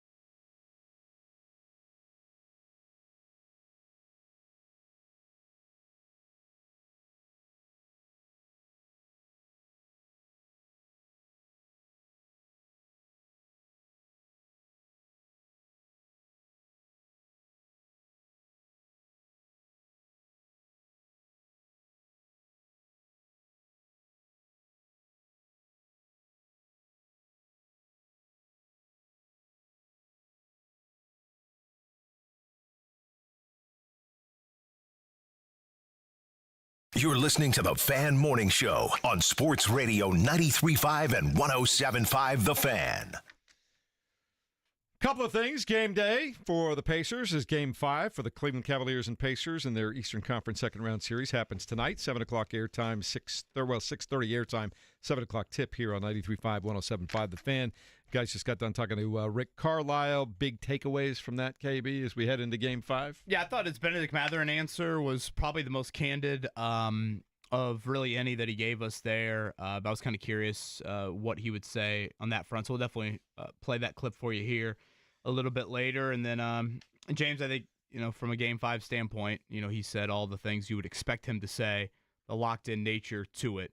That discrepancy between possessions. If you go back to Friday night in Game 3, Cleveland had about 20 more shot attempts than you, and you reverse that on Sunday. It's kind of wild to see such a difference. So, that's hustle, that's turnovers, those are the main things when it boils down to that. So certainly will be a big, big stat line to watch coming up tonight. Last night in the NBA, of course, the Celtics losing to the Knicks 121-113. Near the end of that game, despite having a 42-point night, Jason Tatum leaves with a lower left leg injury that sure looked a lot like the back of an ankle. And we're waiting to see later on today just exactly how bad that is. But how much does that, they're already down 3-1, so I don't know that it really alters the course of the playoffs. But it sure makes it tougher for them to get back in it with the New York Knicks, does it not? Absolutely. I thought it was classy for Jalen Brunson to come out post-game interview, and he starts it off by saying, prayers to JT, and JT meaning Jason Tatum, not Jonathan Taylor. But, just obviously a tough situation. He is one of the best players in the NBA. I've gotten on him for shooting too many threes and all that, but I don't know if there's many teams out there, any team out there that wouldn't want to have Jason Tatum kind of lead them as far as his character. Obviously, he's already a champion, so I feel for the guy. It's a tough situation, and you could just see the pain literally in him on the court. It was not as, reserved as Damian Lillard, who kind of just looked, kind of off into the distance in a way, where with Tatum, he was writhing in pain, so that was just a tough scene to kind of digest. James, something to point out, too, about Tatum. I know we talked about this a little bit last week, but, you guys at The Athletic, Jared Weiss, the writer of the piece, had a great, great article. I thought it was probably the most enlightening Tyrese Halliburton has been on his journey, and if indeed it is the Knicks coming up here in the Eastern Conference Finals, you go back to early in the season, Tyrese had, I think it was a goose egg, right? Yes. I think it's 0 in Madison Square Garden and was in a really dark place. And, he talked about how with this overrated column that had come out, or overrated poll that had come out, recently, that Tatum, along with Joel Embiid, were two of the guys that reached out to him in support for him. And, Tatum's relationship with Ty, if you want to look at it, they were the two guys that didn't play for Team USA, last summer. So I guess I don't know a whole lot about Jason Tatum, like off the floor, kind of how he's wired and like things like that. But, hearing Tyrese share that, certainly I think kind of resonated with me. Obviously, no matter what the type of person is, you don't want to see the scene you saw last night at Madison Square Garden. But clearly, Tyrese Halliburton has appreciated what Jason Tatum has meant for him, particularly here over the last couple of weeks. Yeah, I would expect – I'm sorry, Jeff. Real quick, I would expect Tyrese to reach out to him. Maybe, not today or whatever, right after things are fresh, but when things kind of get announced, I would expect that relationship to kind of be real, and he has a chance to kind of be vulnerable. And I think as far as athletes go, when you're kind of going through similar things, like, who can relate to the world you're in as a top athlete, you go down in the playoffs, it's probably the guy, who's in the same similar situation as you. So, like I said, just prayers up for Jason Tatum, man. He's a class act on and off the floor. Yeah, hope against hope that it's just a severely sprained ankle or something like that. You really do. Yeah, but, we saw it. It's tough. Also last night, the Golden State Warriors losing again to Minnesota. The man, Jimmy Butler, KB, who got his joy back for basketball after being traded from the Miami Heat to the Golden State Warriors. The joy was back. Took 9 shots for that team at home in I think, a must-win game for the Golden State Warriors. Yeah, T-Wolves are going to finish this off. So if I have this right here, if the Pacers get to the NBA Finals, they would be the home team against every opponent but the Thunder. Yeah. So if it's Pacers T-Wolves, the Indiana Pacers would have home court in the NBA Finals. Can you imagine? Pacers Nuggets. Pacers would have home court in the NBA championship. That is wild. You know what I was thinking about last night, actually, when watching the Knicks go up 3-1. This is more about them going up 3-1 than the Tatum injury. Mark asked us, I believe last week, Mark, you were like, one of the get to know you questions, or I got to know, was, do you think the Pacers can win a championship in the next 3 years? And I very quickly said no. And I probably still feel that way just because it's so hard. But, man, if it's going to be any year, it feels like this is your shot. And obviously, you know, you want to close out this series. You have another series after that and things like that. But between what Mark asked us and then Miles' comments about his conversation with Tyson Chandler and how hard it is. Because he said out of Tyson's 19 years in the NBA, Tyson told him I had 2 real chances to win a championship. And this feels like a very real opportunity for you. And as I said, I mean, feel free to, you know, all you to chime in and Mark maybe take some credit here. This is their shot, it feels like, to kind of do something special. And I also think about just the implications after the season. Miles is an unrestricted free agent. Is he going to be back? Are you going to pay him? What does that mean if you do pay him? What does that mean for the other guys? So, man, staying in this moment, it's pretty special. And things are, you know, landing favorably for you, but you still got to handle business. Someone brought up to me yesterday, a diehard Pacer fan brought up to me, this feels like the best chance we've had in years. And I'm curious how people would compare it to the Heat series. And was that just because it was still LeBron in his prime and Wade and Bosh? You know, it was still that 3, whereas, you know, whether it's Boston, you know, obviously Boston's extremely talented, but at this point we probably should put Boston on the back burner with A, down 3-1, B, the Tatum injury. But, like, the Knicks aren't the Heat. You know, I think the Knicks have got some great talent, but they're not LeBron, Wade, and Bosh. But, like, I mean, you got to Game 7 of Eastern Conference Finals against the Heat. I feel like we kind of forget that at times. You know, I remember the series probably more than any. You were up 2-1 with Game 4 on your home court. Mm-hmm.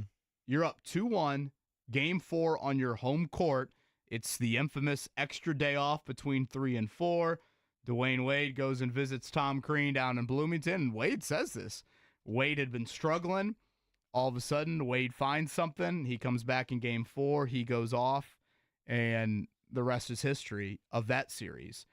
You know, how do Pacers fans look at it? I mean, to your point, James, I don't know, the Thunder are the tough ones for me. Like, I mean, right now it's 2-2 in that series.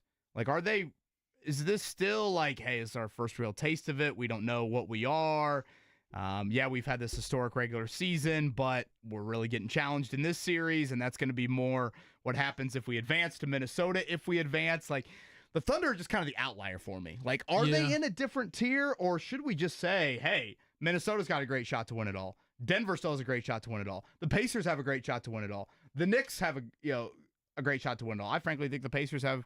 I would pick the Pacers pretty significantly against the Knicks if that series were to match. But yeah, I know I'm talking a little bit roundabout here, but to your point, it does feel like there is just a golden opportunity, which you don't say that very often in the NBA, particularly with the Pacers. One thing I like about this Pacers team is they have so many guys that can step up in different ways. And when Tyrese is running the point and he's getting to the basket and he's doing all the things at the height of his game that he can do, now you got a big guy like Miles who has been shooting very well lately from three-point range in this series particularly.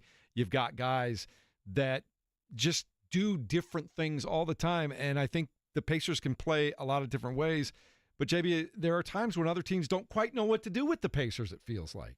Yeah, that's certainly true, but I want to throw one at Mark. Mark, you putting any money down on that Pacers? Because I'm thinking about this from a couple days ago, and I'm like, man, if I was a betting man, I should have put some money down a couple days ago versus now. I looked just outright, I think last week, and I said that despite the lead that they had on the Cavs, even before it was 3-1, they were like plus 1,800 to win the NBA championship. Now it's dropped to plus 950. So it has dropped about halfway, but and again, that would be like a $10 bet to win $95 for those unfamiliar. Dang, I should have got in on the ground floor. Their odds are they're at plus 950. The Cavs are at plus 1,000. The Nuggets plus 1,600. So the only teams above them right now are the Thunder, Knicks, and Timberwolves.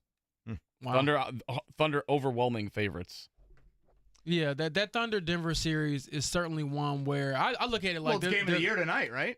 Absolutely. I mean, but it's best team, best player. Yeah. And obviously The in Thunder basketball, have to protect home court.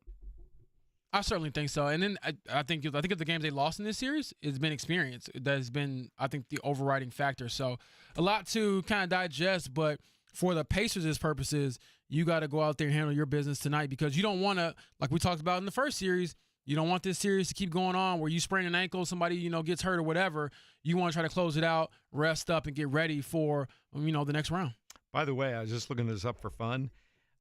Before the series started, averages, if you would have taken the Pacers to win in 5 games, you could have gotten somewhere between plus 1,000 and plus 1,200. Yeah. Hindsight is 2020, man. Mark, where were you? I can't be everywhere at once. You seem to be. I'll give him his credit though, yeah, because I'm thinking about that question. Like, man, do you have a crystal ball somewhere? But it is an opportunity, like I said, for the Pacers to do what they got to do and put themselves in position to, in a better position. I think to kind of go back to Kevin's point real quick. I think this is a better opportunity than one against the Heat in those years, just because you're not going up against the best player of your generation. Even though you got a game away, you were a game away in those series. It don't matter. I don't think anybody. You are a game away here. I respect that, but I don't think anybody outside of Indiana was picking the Pacers to win in Game 7. What was it? Was it in Miami? Yeah. Yeah, no chance. I said it last week. I'll say it again. The Pacers are going to the NBA Finals. All right, coming up in just a minute, great night for the conspiracy theories in sports. We'll tell you all about it next on 93.5 and 107.5 The Fan.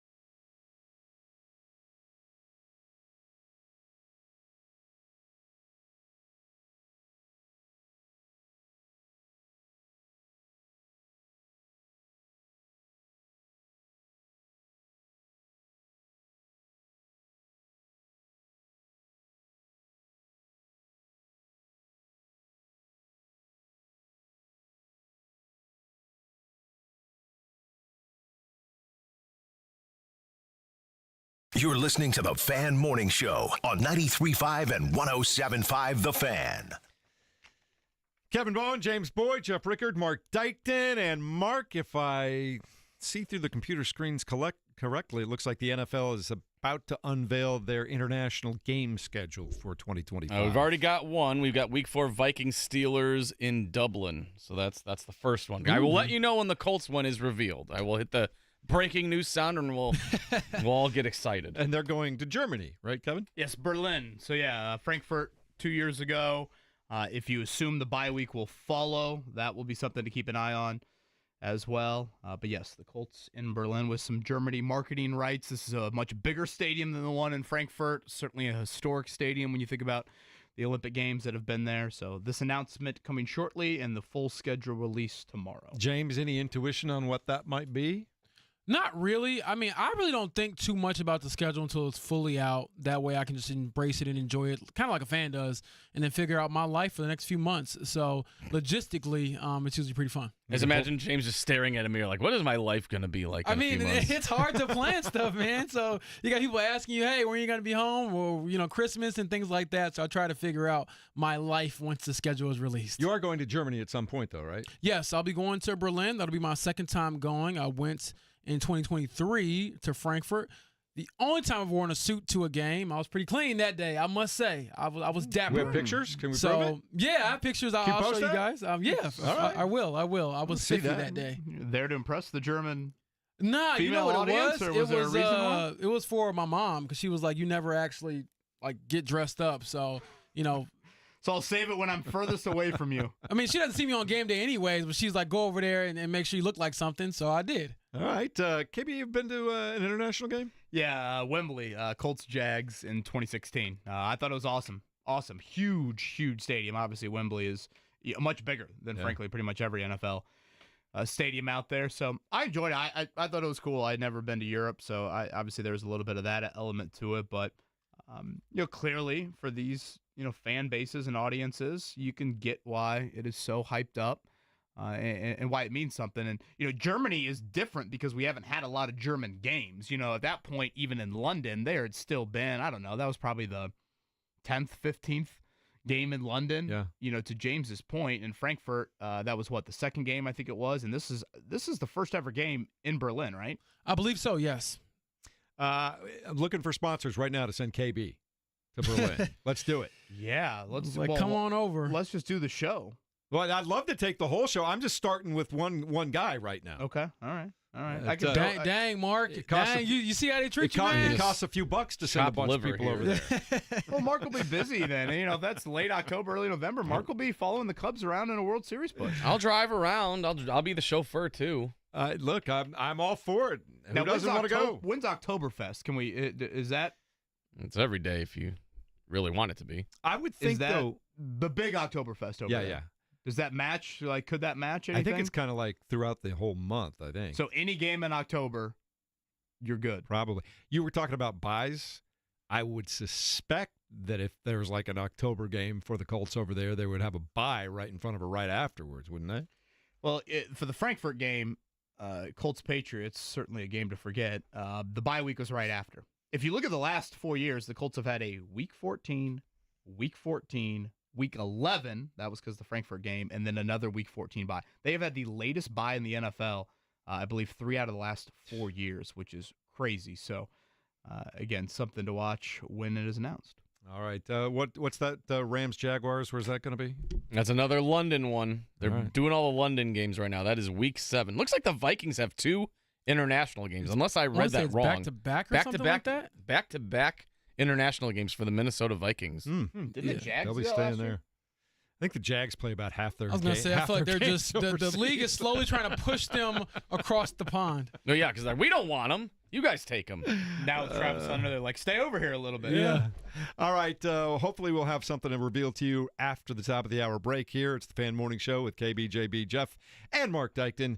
Currently in Indianapolis, looking for ways to get to Europe at some point during the year. We'll do it next on 93.5 and 107.5 The Fan.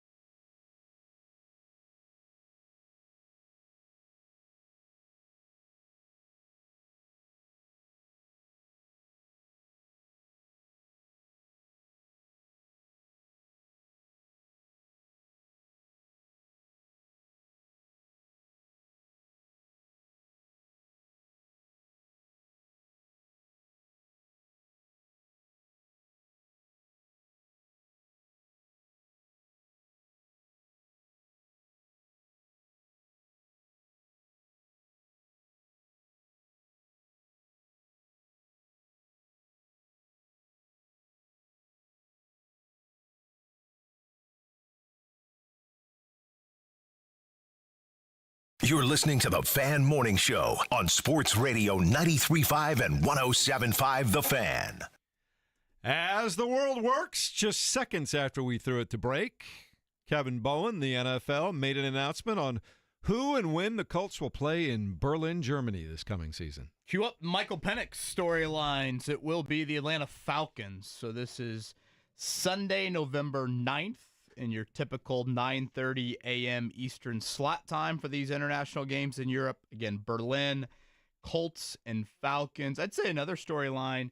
I think Raheem Morris was a runner-up to Shane Steichen back in the head coaching search a couple of cycles ago. I know the Colts were big Raheem Morris fans, so a little bit of a storyline there.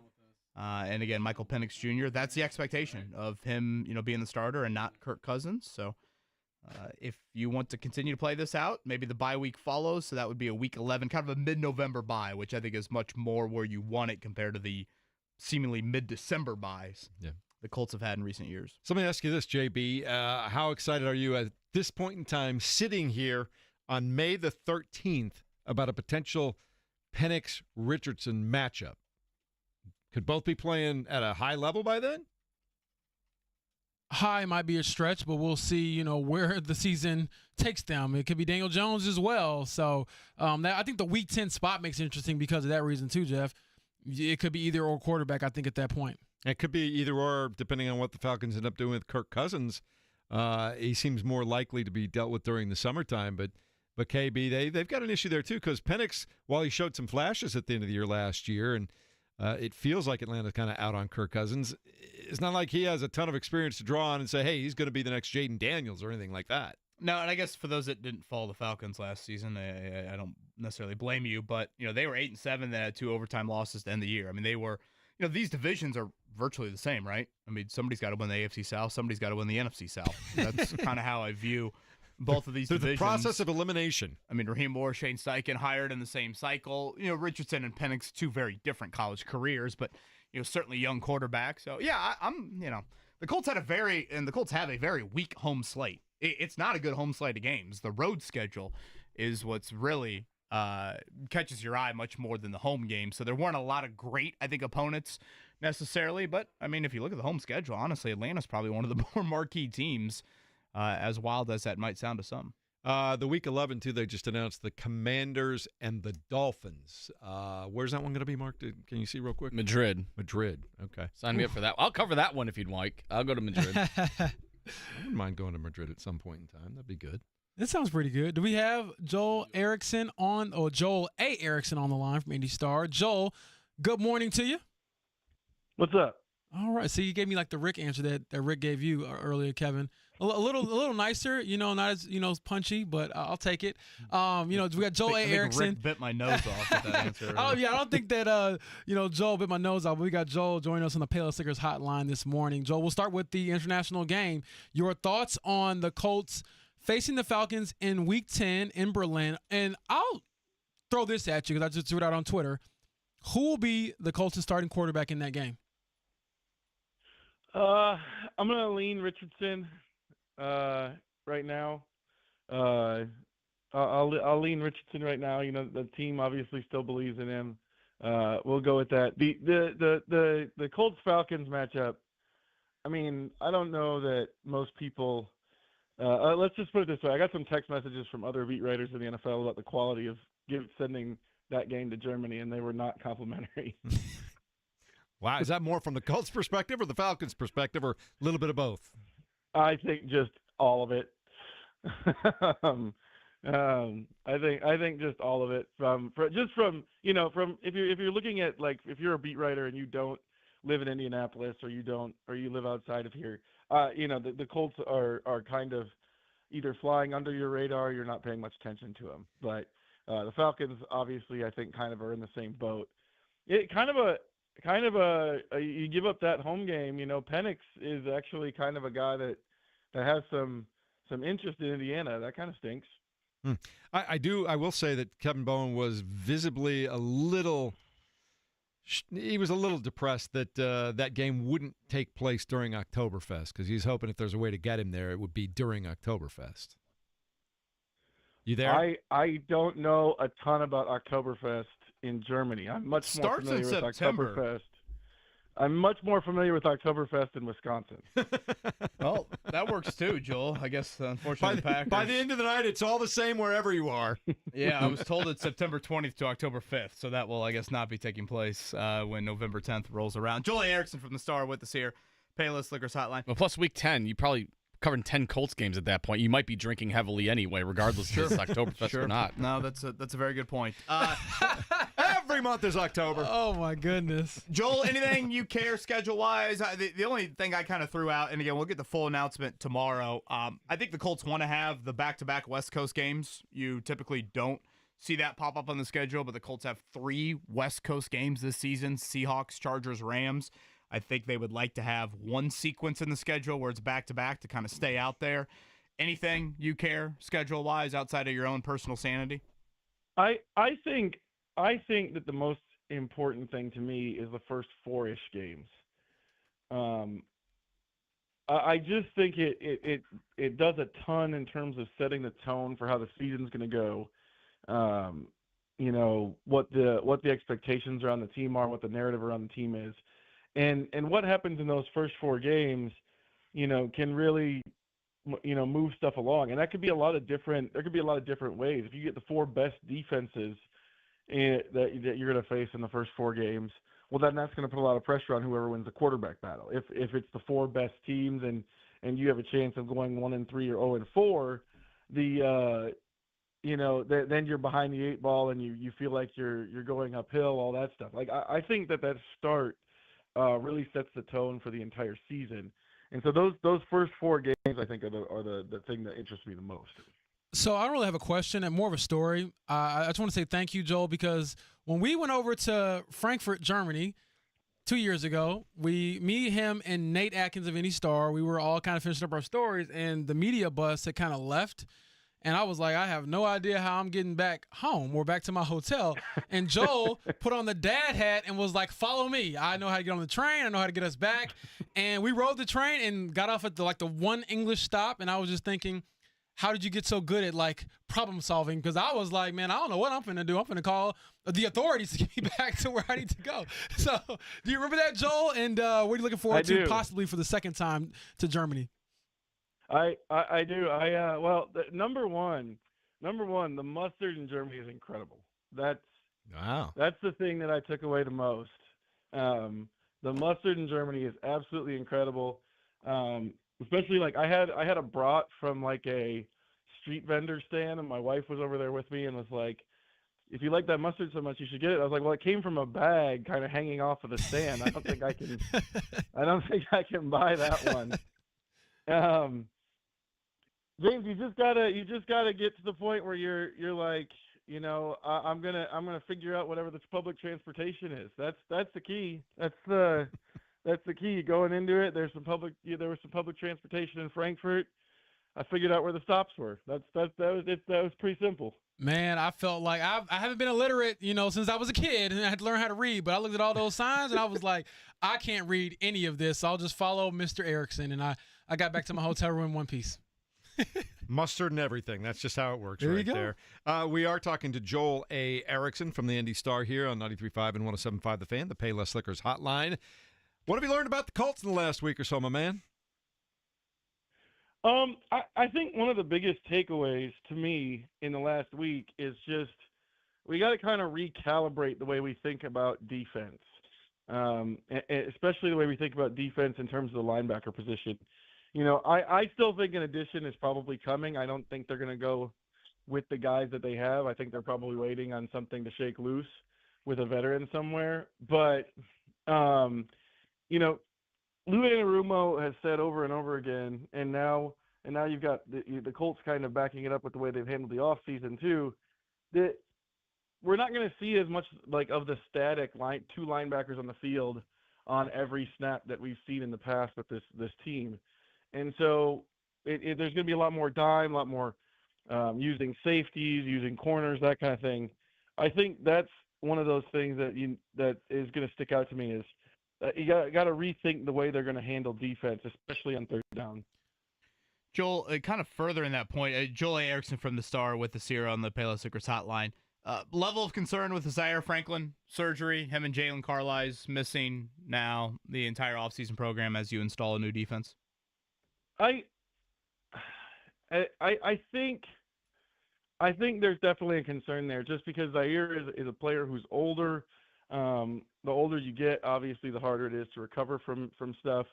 It was described as a cleanup on the ankle. That's not necessarily a huge concern, but it's a bigger concern when you consider what they've got at linebacker. And Shigulu Alobi has traditionally been Zaire's primary backup. That could change in the new defense, but he hasn't played a lot of football.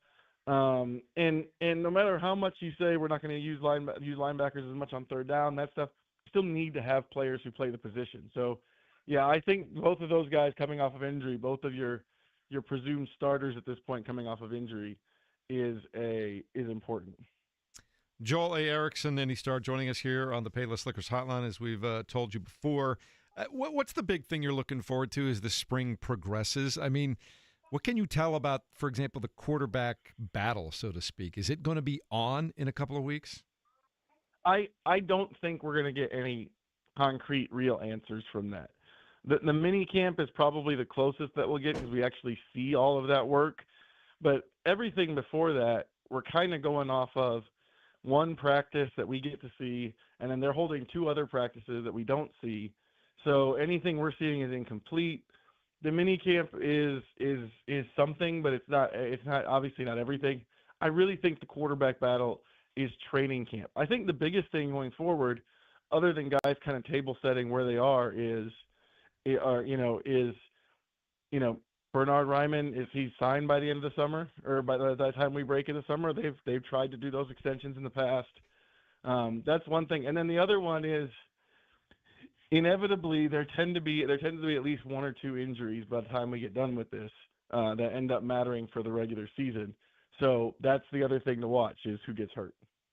I'll tell you what, when you mentioned the quarterback battle, Mark almost fell out of his chair over here. He had some technical difficulties going on. So just to give you some real life in studio action. Are you okay, Mark? I'm fine. All of a sudden, it just went boom.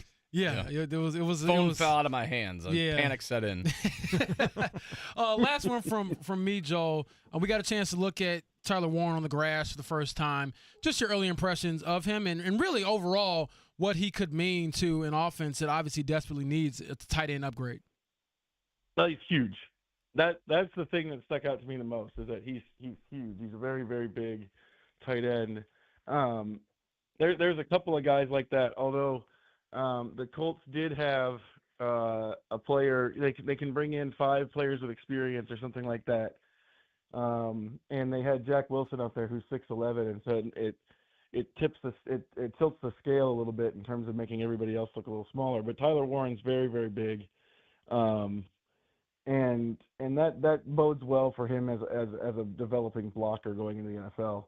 The pass route stuff, all of that stuff, I think I really want to see what happens when he gets to go against the veterans, because this is a group that's the group that's going to test him, as the veterans, more so than the rookies. So I think the size was obvious.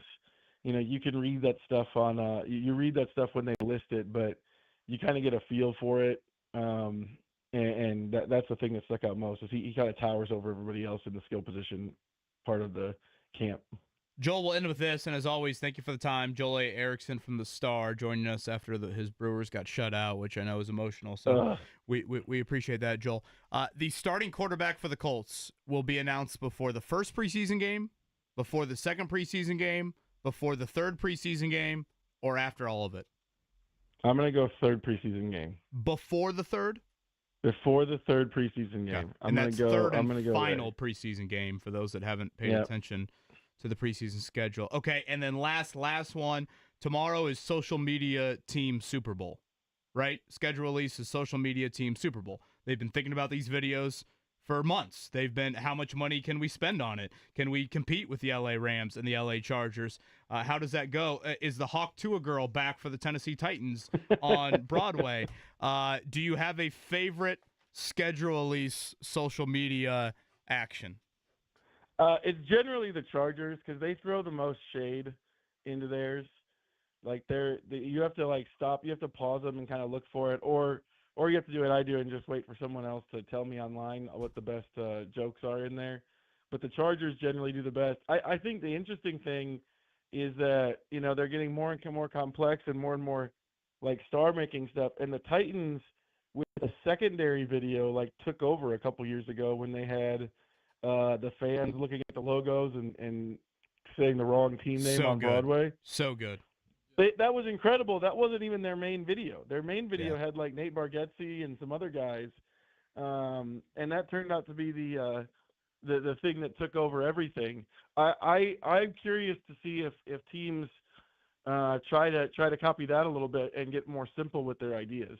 Colts went elementary school last year. That elementary school close to the complex. They went, was it Grover Stewart and DeForest Buckner, I think, in the school, and Shane Steichen on a green screen acting like he was in the school. I think that's how it went. I think the year before was Grover and Buck eating. I can't remember which players, but Shane Steichen was in there kind of doing like what was going to happen on the whiteboard last year with their video. So I'll be interested to see what the Colts do.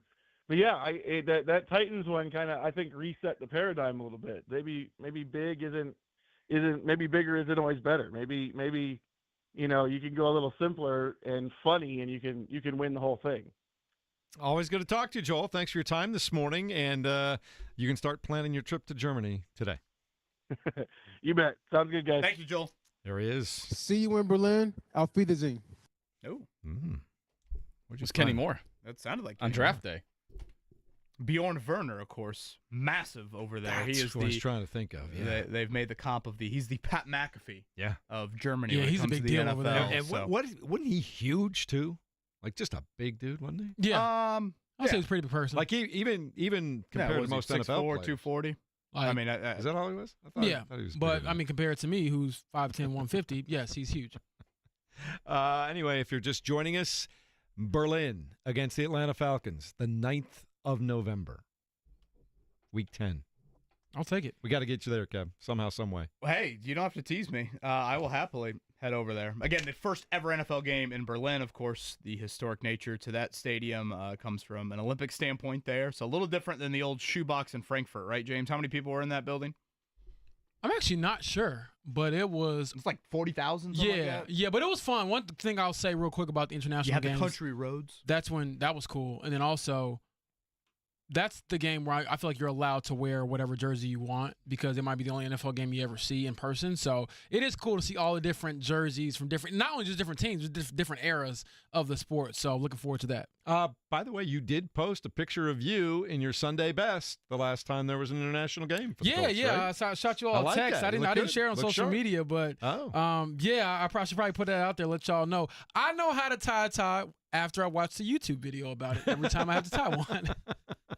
That's how we all know how to do everything these days. Hey, I'm honest, man. I can never remember how to do it, but I'll get it, right on like the 5th try. I like it. Mark, let's check it down and fill everybody in on what they've missed so far today. The Morning Checkdown on 93.5 and 107.5 The Fan. As you just heard, it'll be the Atlanta Falcons and the Indianapolis Colts on November the 9th at 9:30 a.m. in Berlin, Germany. The international game was announced just a few minutes ago on NFL Network. Initial thoughts, James Boyd? I know people will enjoy the beer over there if they have a chance to make it, but as far as the game, I just want to know who's starting at quarterback in Week 10. That is a good question to and have. I also want to know if Tiger Woods is ever going to play in a major in my lifetime. But I think that's an interesting storyline. Seriously, by it being that late, I cannot definitively say it'll be either quarterback.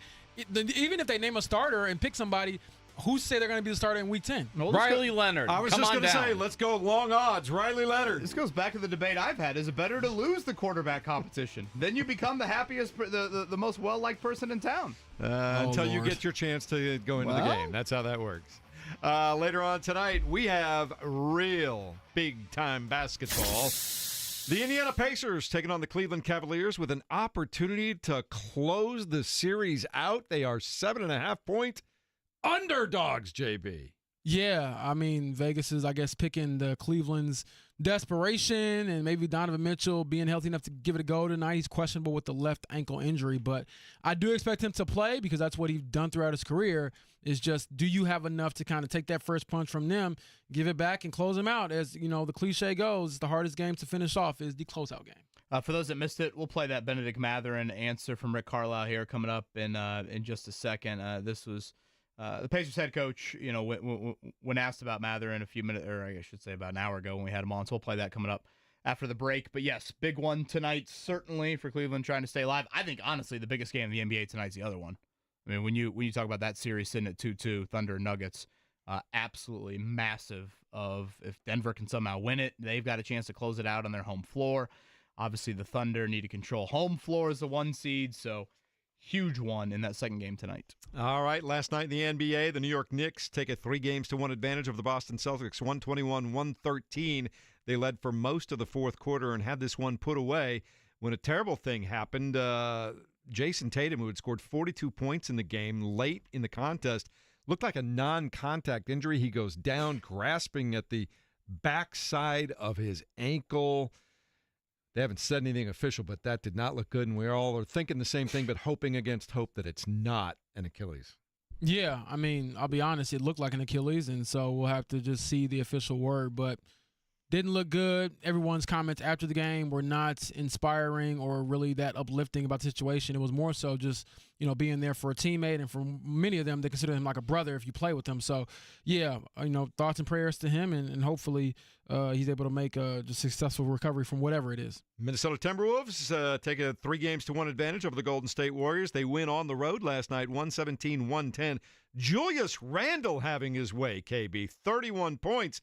To go with 30 from Ant Edwards. They're playing at a high level right now. Yeah, remember Randall did not play against the Pacers last year in that Knicks-Pacers series. Obviously traded to Minnesota with the DiVincenzo and Karl Anthony Towns trade, and he has been great for the T-Wolves here in the postseason. So Minnesota on the verge of getting back to the Western Conference Finals there.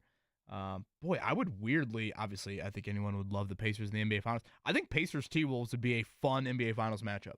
I'd enjoy it. I'd enjoy like the Pacers Anthony anybody, Edwards, Tyrese Halliburton aspect to it, a bit of a passing of the torch to younger stars. I could see that being, it's not the mega stars, but, certainly I think some people could appreciate that. Last night, the 2025 NBA draft order was announced via the lottery. The Dallas Mavericks, who just got done trading Luka Doncic, their franchise player, to the LA Lakers, get the number 1 overall pick. Looks like they're in line to select Cooper Flagg. Hashtag Team Nico. I always believed in you, brother. I always believed. All the time, right? Yes, I did. It was me and Nico by ourselves saying this was the right move. But no, it was unbelievable. I think they had a 1.5, 1.6% chance of getting the number 1 pick, and you get a chance to get what many to believe to be the best prospect in years in Cooper Flagg. So do they keep that pick and draft Cooper? Do they use that to trade and get another superstar? We will have to wait and see, but certainly, you're feeling pretty good if you're in that front office in Dallas. Dallas number 1, Spurs 2, Philadelphia 3, Charlotte 4, and the Utah Jazz number 5. In Major League Baseball, the Cardinals, KB, have won 9 games in a row. They beat the Phillies by a score of 3-2. Cubs over the Marlins 5-2. Reds were off, as were the Indianapolis Indians. They will be back at Victory Field tonight to take on the Louisville Bats. That one starts at 6:35. Anything else you wanted to point out, my man? Yeah, definitely got to mention Cars on the Track over at 16th and Georgetown. So beginning today at noon, that's the little all-skate, all 34 cars. We'll bump 1 this year for the 500 coming up on Sunday.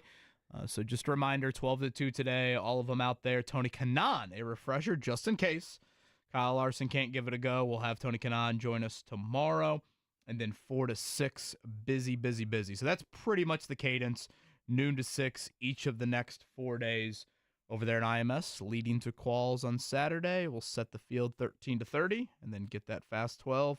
And the last row coming up on Sunday. Our first on-track report will be at 9:58 this morning in just over half an hour, and then you'll be able to hear it right before the top of the hour all day long for the rest of the week as we keep you updated on what's going on out at the Indianapolis Motor Speedway. Coming up in a moment, Kevin, you said it just a second ago. We'll revisit some of the things that Rick Carlisle had to say in a conversation with you and James earlier today right here on 93.5 and 107.5 The Fan.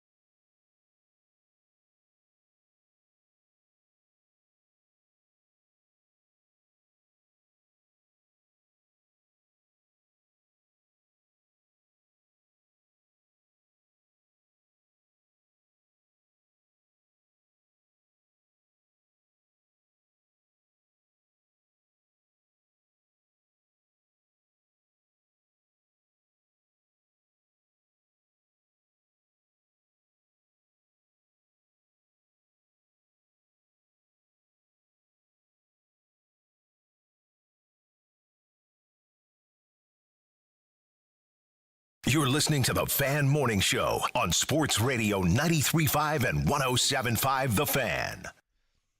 Tuesdays is how you do it.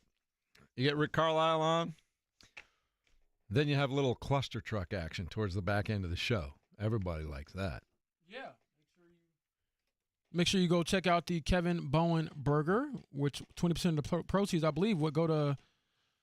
Yeah, IU Simon Cancer Center. There you go. So you cannot beat that. Burger Bash coming up Monday. So the Connor Daly, Jackson Lee burgers as well. Thank you to Kevin Lee and Kirk Cavan for all they do. And thank you to Evan Sherrill from Cluster Truck. Did you guys notice the only thing that smelled better than our food was Evan Sherrill when he walked in? I did not notice that. I did notice that. Evan, you're a good man. Man, the crispy Pacer Polo looking good. The Pacer Polos around town today will be strong. Should be. The Pacer Polo work attire, strong look on game days. You went with the Speedway today. I did. Yep. I went both with, hat and shirt. Yeah, a little wing and wheel action here. So yes, I'm ready to go. I think unfortunately we might have a sprinkler or two outside. Noon today, cars on the track, and if you're over there, and I believe you can order some cluster truck action to the track, FAN is your promo code. Pretty simple. FAN, $5 off your order. All right. Also this morning, the NFL announcing that the Colts will play in Berlin on November 9th against the Atlanta Falcons. That one starts at 9:30 a.m. We've been talking about that. But the big story today, of course, the Pacers playing the Cleveland Cavaliers on the road. Game 5, 7.5-point underdogs to the Cavaliers, who are beat up, bruised, desperate. Pacers trying to close this one out. The Fan Morning Show had a chance to talk to Rick Carlisle earlier today. And Kevin, I think, is one of the more interesting things when you guys were talking about Benedict Mathurin and his situation. Yeah, I figured that the old Plot Rickens question probably wouldn't go anywhere. I was hoping the Benedict Mathurin one might go somewhere, and it did. So just pretty simply, to Rick Carlisle, did you feel the need to talk to Benedict Mathurin at all after the ejection? And here was the Pacers head coach with us. Talked to him yesterday. It's a mistake that he'll learn from. It's as simple as that. And we've got to move forward. And he's got to be ready. Got to be ready for tonight, and we got his back. And it'll be tough. When he checks in, there's going to be a lot of noise and all that kind of stuff. I told him yesterday. I told him in front of the team. We got his back. But those are experiences you learn from. Look, there's cameras everywhere. I mean, I don't know. I mean, with the Hawkeye system that looks at everything on the floor and gives analytic information. There's probably 30 some cameras there. And then everybody in the arena has a camera on their phone, so there's like 18,000 cameras in there, so everything is getting filmed, and everybody makes mistakes. Everybody in the moment can have a reaction. It's just part of it, but it's a great learning opportunity, and he's really important to us, so we need to move forward. It's a better learning opportunity when your team goes on to blow out the other team in the first half after that, and they have a 41-point halftime lead. But to the overall larger point, Gabby, he's right. I mean, you learn from it, you put it in your back pocket, and you move on because the series continues. I think it's a bit of a shame because I think Mathurin on the floor has played very well this series. I mean, when you go back to Game 2, we forget this. The last time the Pacers were in Cleveland, Mathurin in the third quarter kept you above water. That's set up the comeback in the fourth. Without Mathurin in that third quarter, you get probably run out of the building there. And this series is 1-1. He had, I want to say it was 19 points like in 20 minutes in Game 2. He was great in Game 3, which you certainly don't say that about many Pacers in that game either. So, yeah, that's why I thought it was just kind of disappointing that I really feel like he's played very well in this Cavs series. And unfortunately, with his own actions, he marred that the other night. Just has to be more mature. I mean, he has to be more mature. That's the bottom line, and be available for your team, which I think he will be tonight. And who knows, he could be a huge factor in helping to close out tonight's game.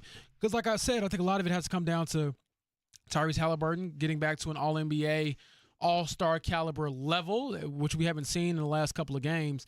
And then Benedict, just be Benedict. I think you're a good enough player where you don't have to necessarily be like the irritant and things like that and some of the gimmicky stuff. Just stick to the hoops, and that has carried you far. Yeah, and he can go far in creating his own narrative tonight if he comes out and does what he did the other night, as you were alluding to, Kevin. He goes out and plays like that on the road tonight and helps them close it out. people won't even, it'll be a footnote.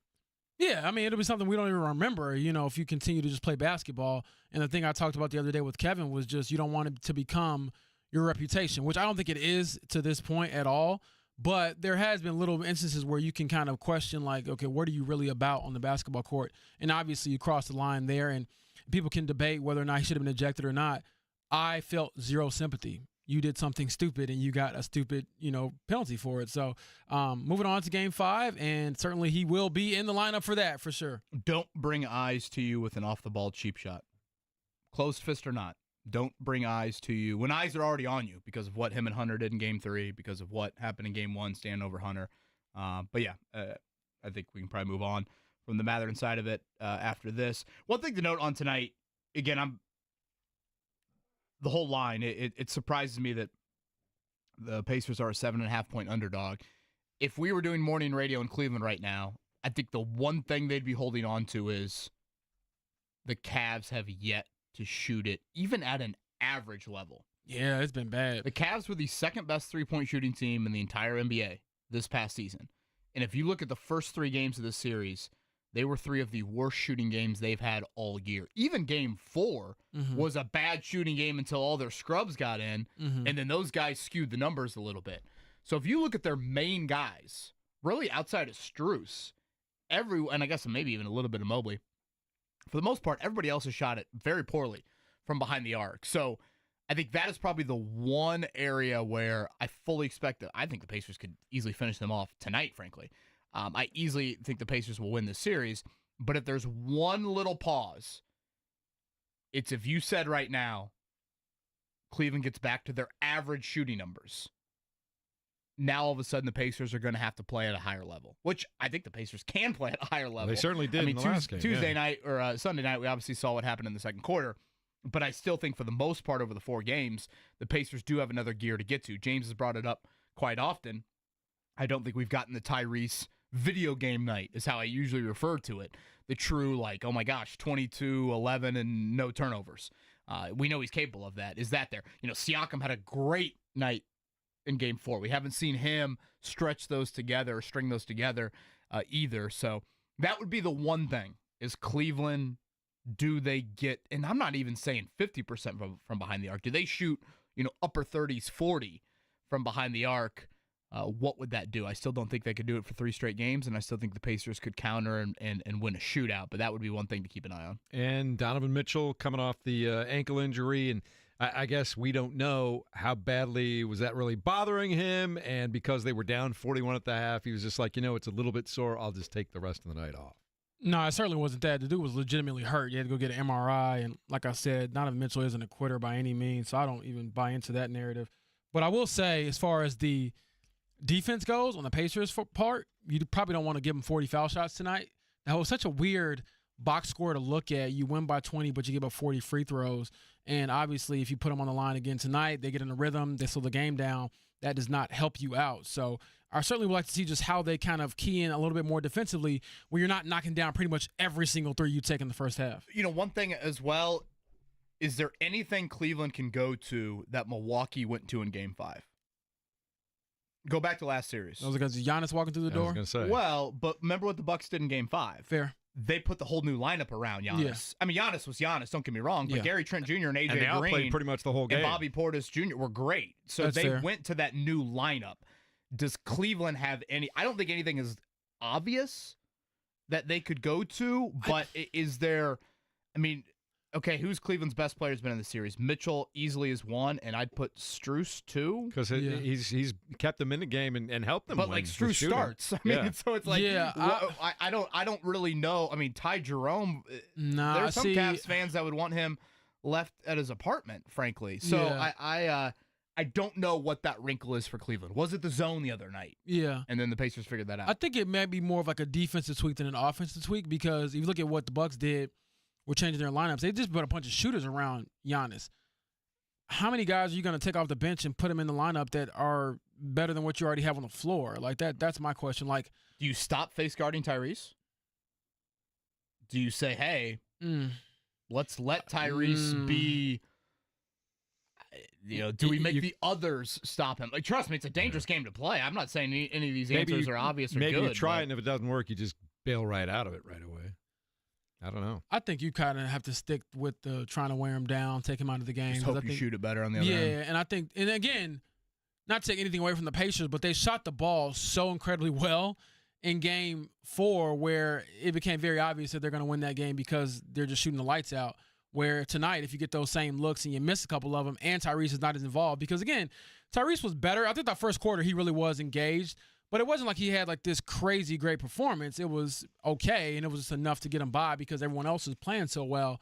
So I think if you continue to take off the head of the snake, man, that's a better approach than not because he means so much to this offense. All right, Mark, we have some stuff to reward people with today, right? Before we get out of here for the end of the show? We got quite a bit, yeah. Yeah, what do we have to do there? Let's lay it out for folks. You guys want to go to Carb Day? We've got 2 pairs of tickets to give away today, so let's just do fast fingers. So callers 317-239-1070. They have to show up for the show beginning. Yes. Gates open at 8 a.m. We need them in front of us at 8:01. If not, I'll be disappointed. First 2 callers get a pair of tickets to Carb Day. Kevin will call you in and say, empty threat. He'll call you in and say, I will hunt you down. The other I'm just thought really in my mind was I'm disappointed. going to throw a beer at you, but I'm like, that's probably crossing a line, and I probably wouldn't be around for the final 2 hours of the show, but I'll be very disappointed. All right. Fast Fingers, Carb Day, right now, 239-1070. We'll continue with the Jiffy Lube stat of the day in a moment. We may even have more stuff to give away at the very end of the show, and our first track report coming your way at 9:58. So a big day today here still at 93.5 and 107.5 The Fan.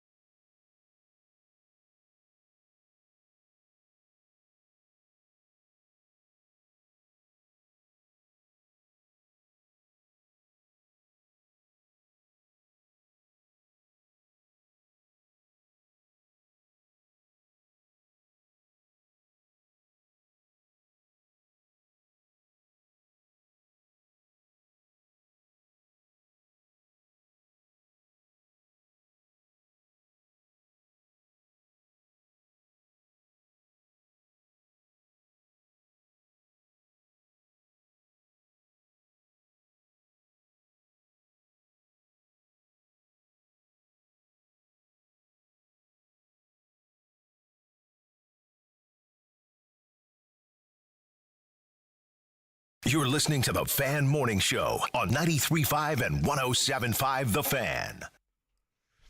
It's been a morning with a little bit of news trickling out. Earlier today, we found out from the NFL that the Colts will be taking on the Atlanta Falcons in Berlin on the 9th of November, a 9:30 a.m. start. And, JB, you were just noticing during the break a little news coming out of Indiana down in Bloomington. No. I'm sorry. IU Indy. IU Indy. Thank you. Yeah, Jeff Goodman reporting that IU Indy has fired Paul Casaro following an investigation into his conduct, per sources. Yeah, statement here from Jeff Goodman, courtesy of IU Indy. His behavior did not meet the university's values and standards regarding the treatment of student athletes. Heard some whispers that Luke Basso, their AD, was looking into some things with Paul, and I know we've had Paul on the show several times. Unfortunate to hear. Obviously did not know the full story on that. On the floor, IU Indy had one of their best seasons in quite a while. But sounds like this was heavily influenced and whatever, off the floor, non-maybe specific wins and losses reasons. So we'll see if there's any more information on that. But again, it was a great season for IU Indy. Obviously, they're building the new stadium or the new arena over there, and I'll be very curious. I think Scott Heddy was involved in that, one of the finalists there. I want to say the Grambling head coach was one of the finalists along with Paul Casaro. I guess it would have been just last offseason. So we'll see where the direction goes. But yeah, super unfortunate. Paul Casaro, obviously Roncalli guy and longtime coach here in the state and at UIndy before. Hate delivering that news right there. Some better news to deliver. Our Jiffy Lube stat of the day, brought to you by Jiffy Lube, Indiana's favorite oil change. Since 1985. Hit it, Mark, and we'll let you know that with their victory over the Celtics last night, the New York Knicks are a win away from halting the third longest active conference finals appearance drought in the NBA. Knicks have not reached the Eastern Conference Finals since 2000 when they lost to the Pacers in 6 games. The only teams who have not reached the conference finals in more than the 24 years of the Knicks' current drought. The Charlotte Hornets/Bobcats franchise has never reached the conference finals in 37 years of existence, and the Washington Bullets/Wizards franchise hasn't been in the conference finals since 1979 when they beat the Spurs in the East before losing to the Seattle Supersonics in the NBA Finals. So it's all again, as we said yesterday, it's all happening, JB. Could be Knicks and Pacers all over again if they both take care of business. It could be. Was 2000, that must have been the year that the Pacers went to the finals, I believe, right? Faced the Lakers? Yes. Was that the Lakers team? Yes, 2000, yep. Lord have mercy. They have faced some teams throughout the year. LeBron, Shaq throughout the years, and obviously they have a chance this year to advance to the conference finals for back-to-back years and obviously try to reach the NBA finals. I think one interesting thing that we talked about a little bit and we'll expand on as the series potentially wraps up tonight is you're not facing an Eastern Conference that has that juggernaut figure. If you look at the Eastern Conference right now, I would say the best players in the conference are already out. And unfortunately, Jason Tatum goes down with an injury. Giannis Antetokounmpo is not in it. LeBron James is in the West now, so we'll see how things shake out. But it starts with tonight or ends with tonight, depending on how well the Pacers play in Cleveland.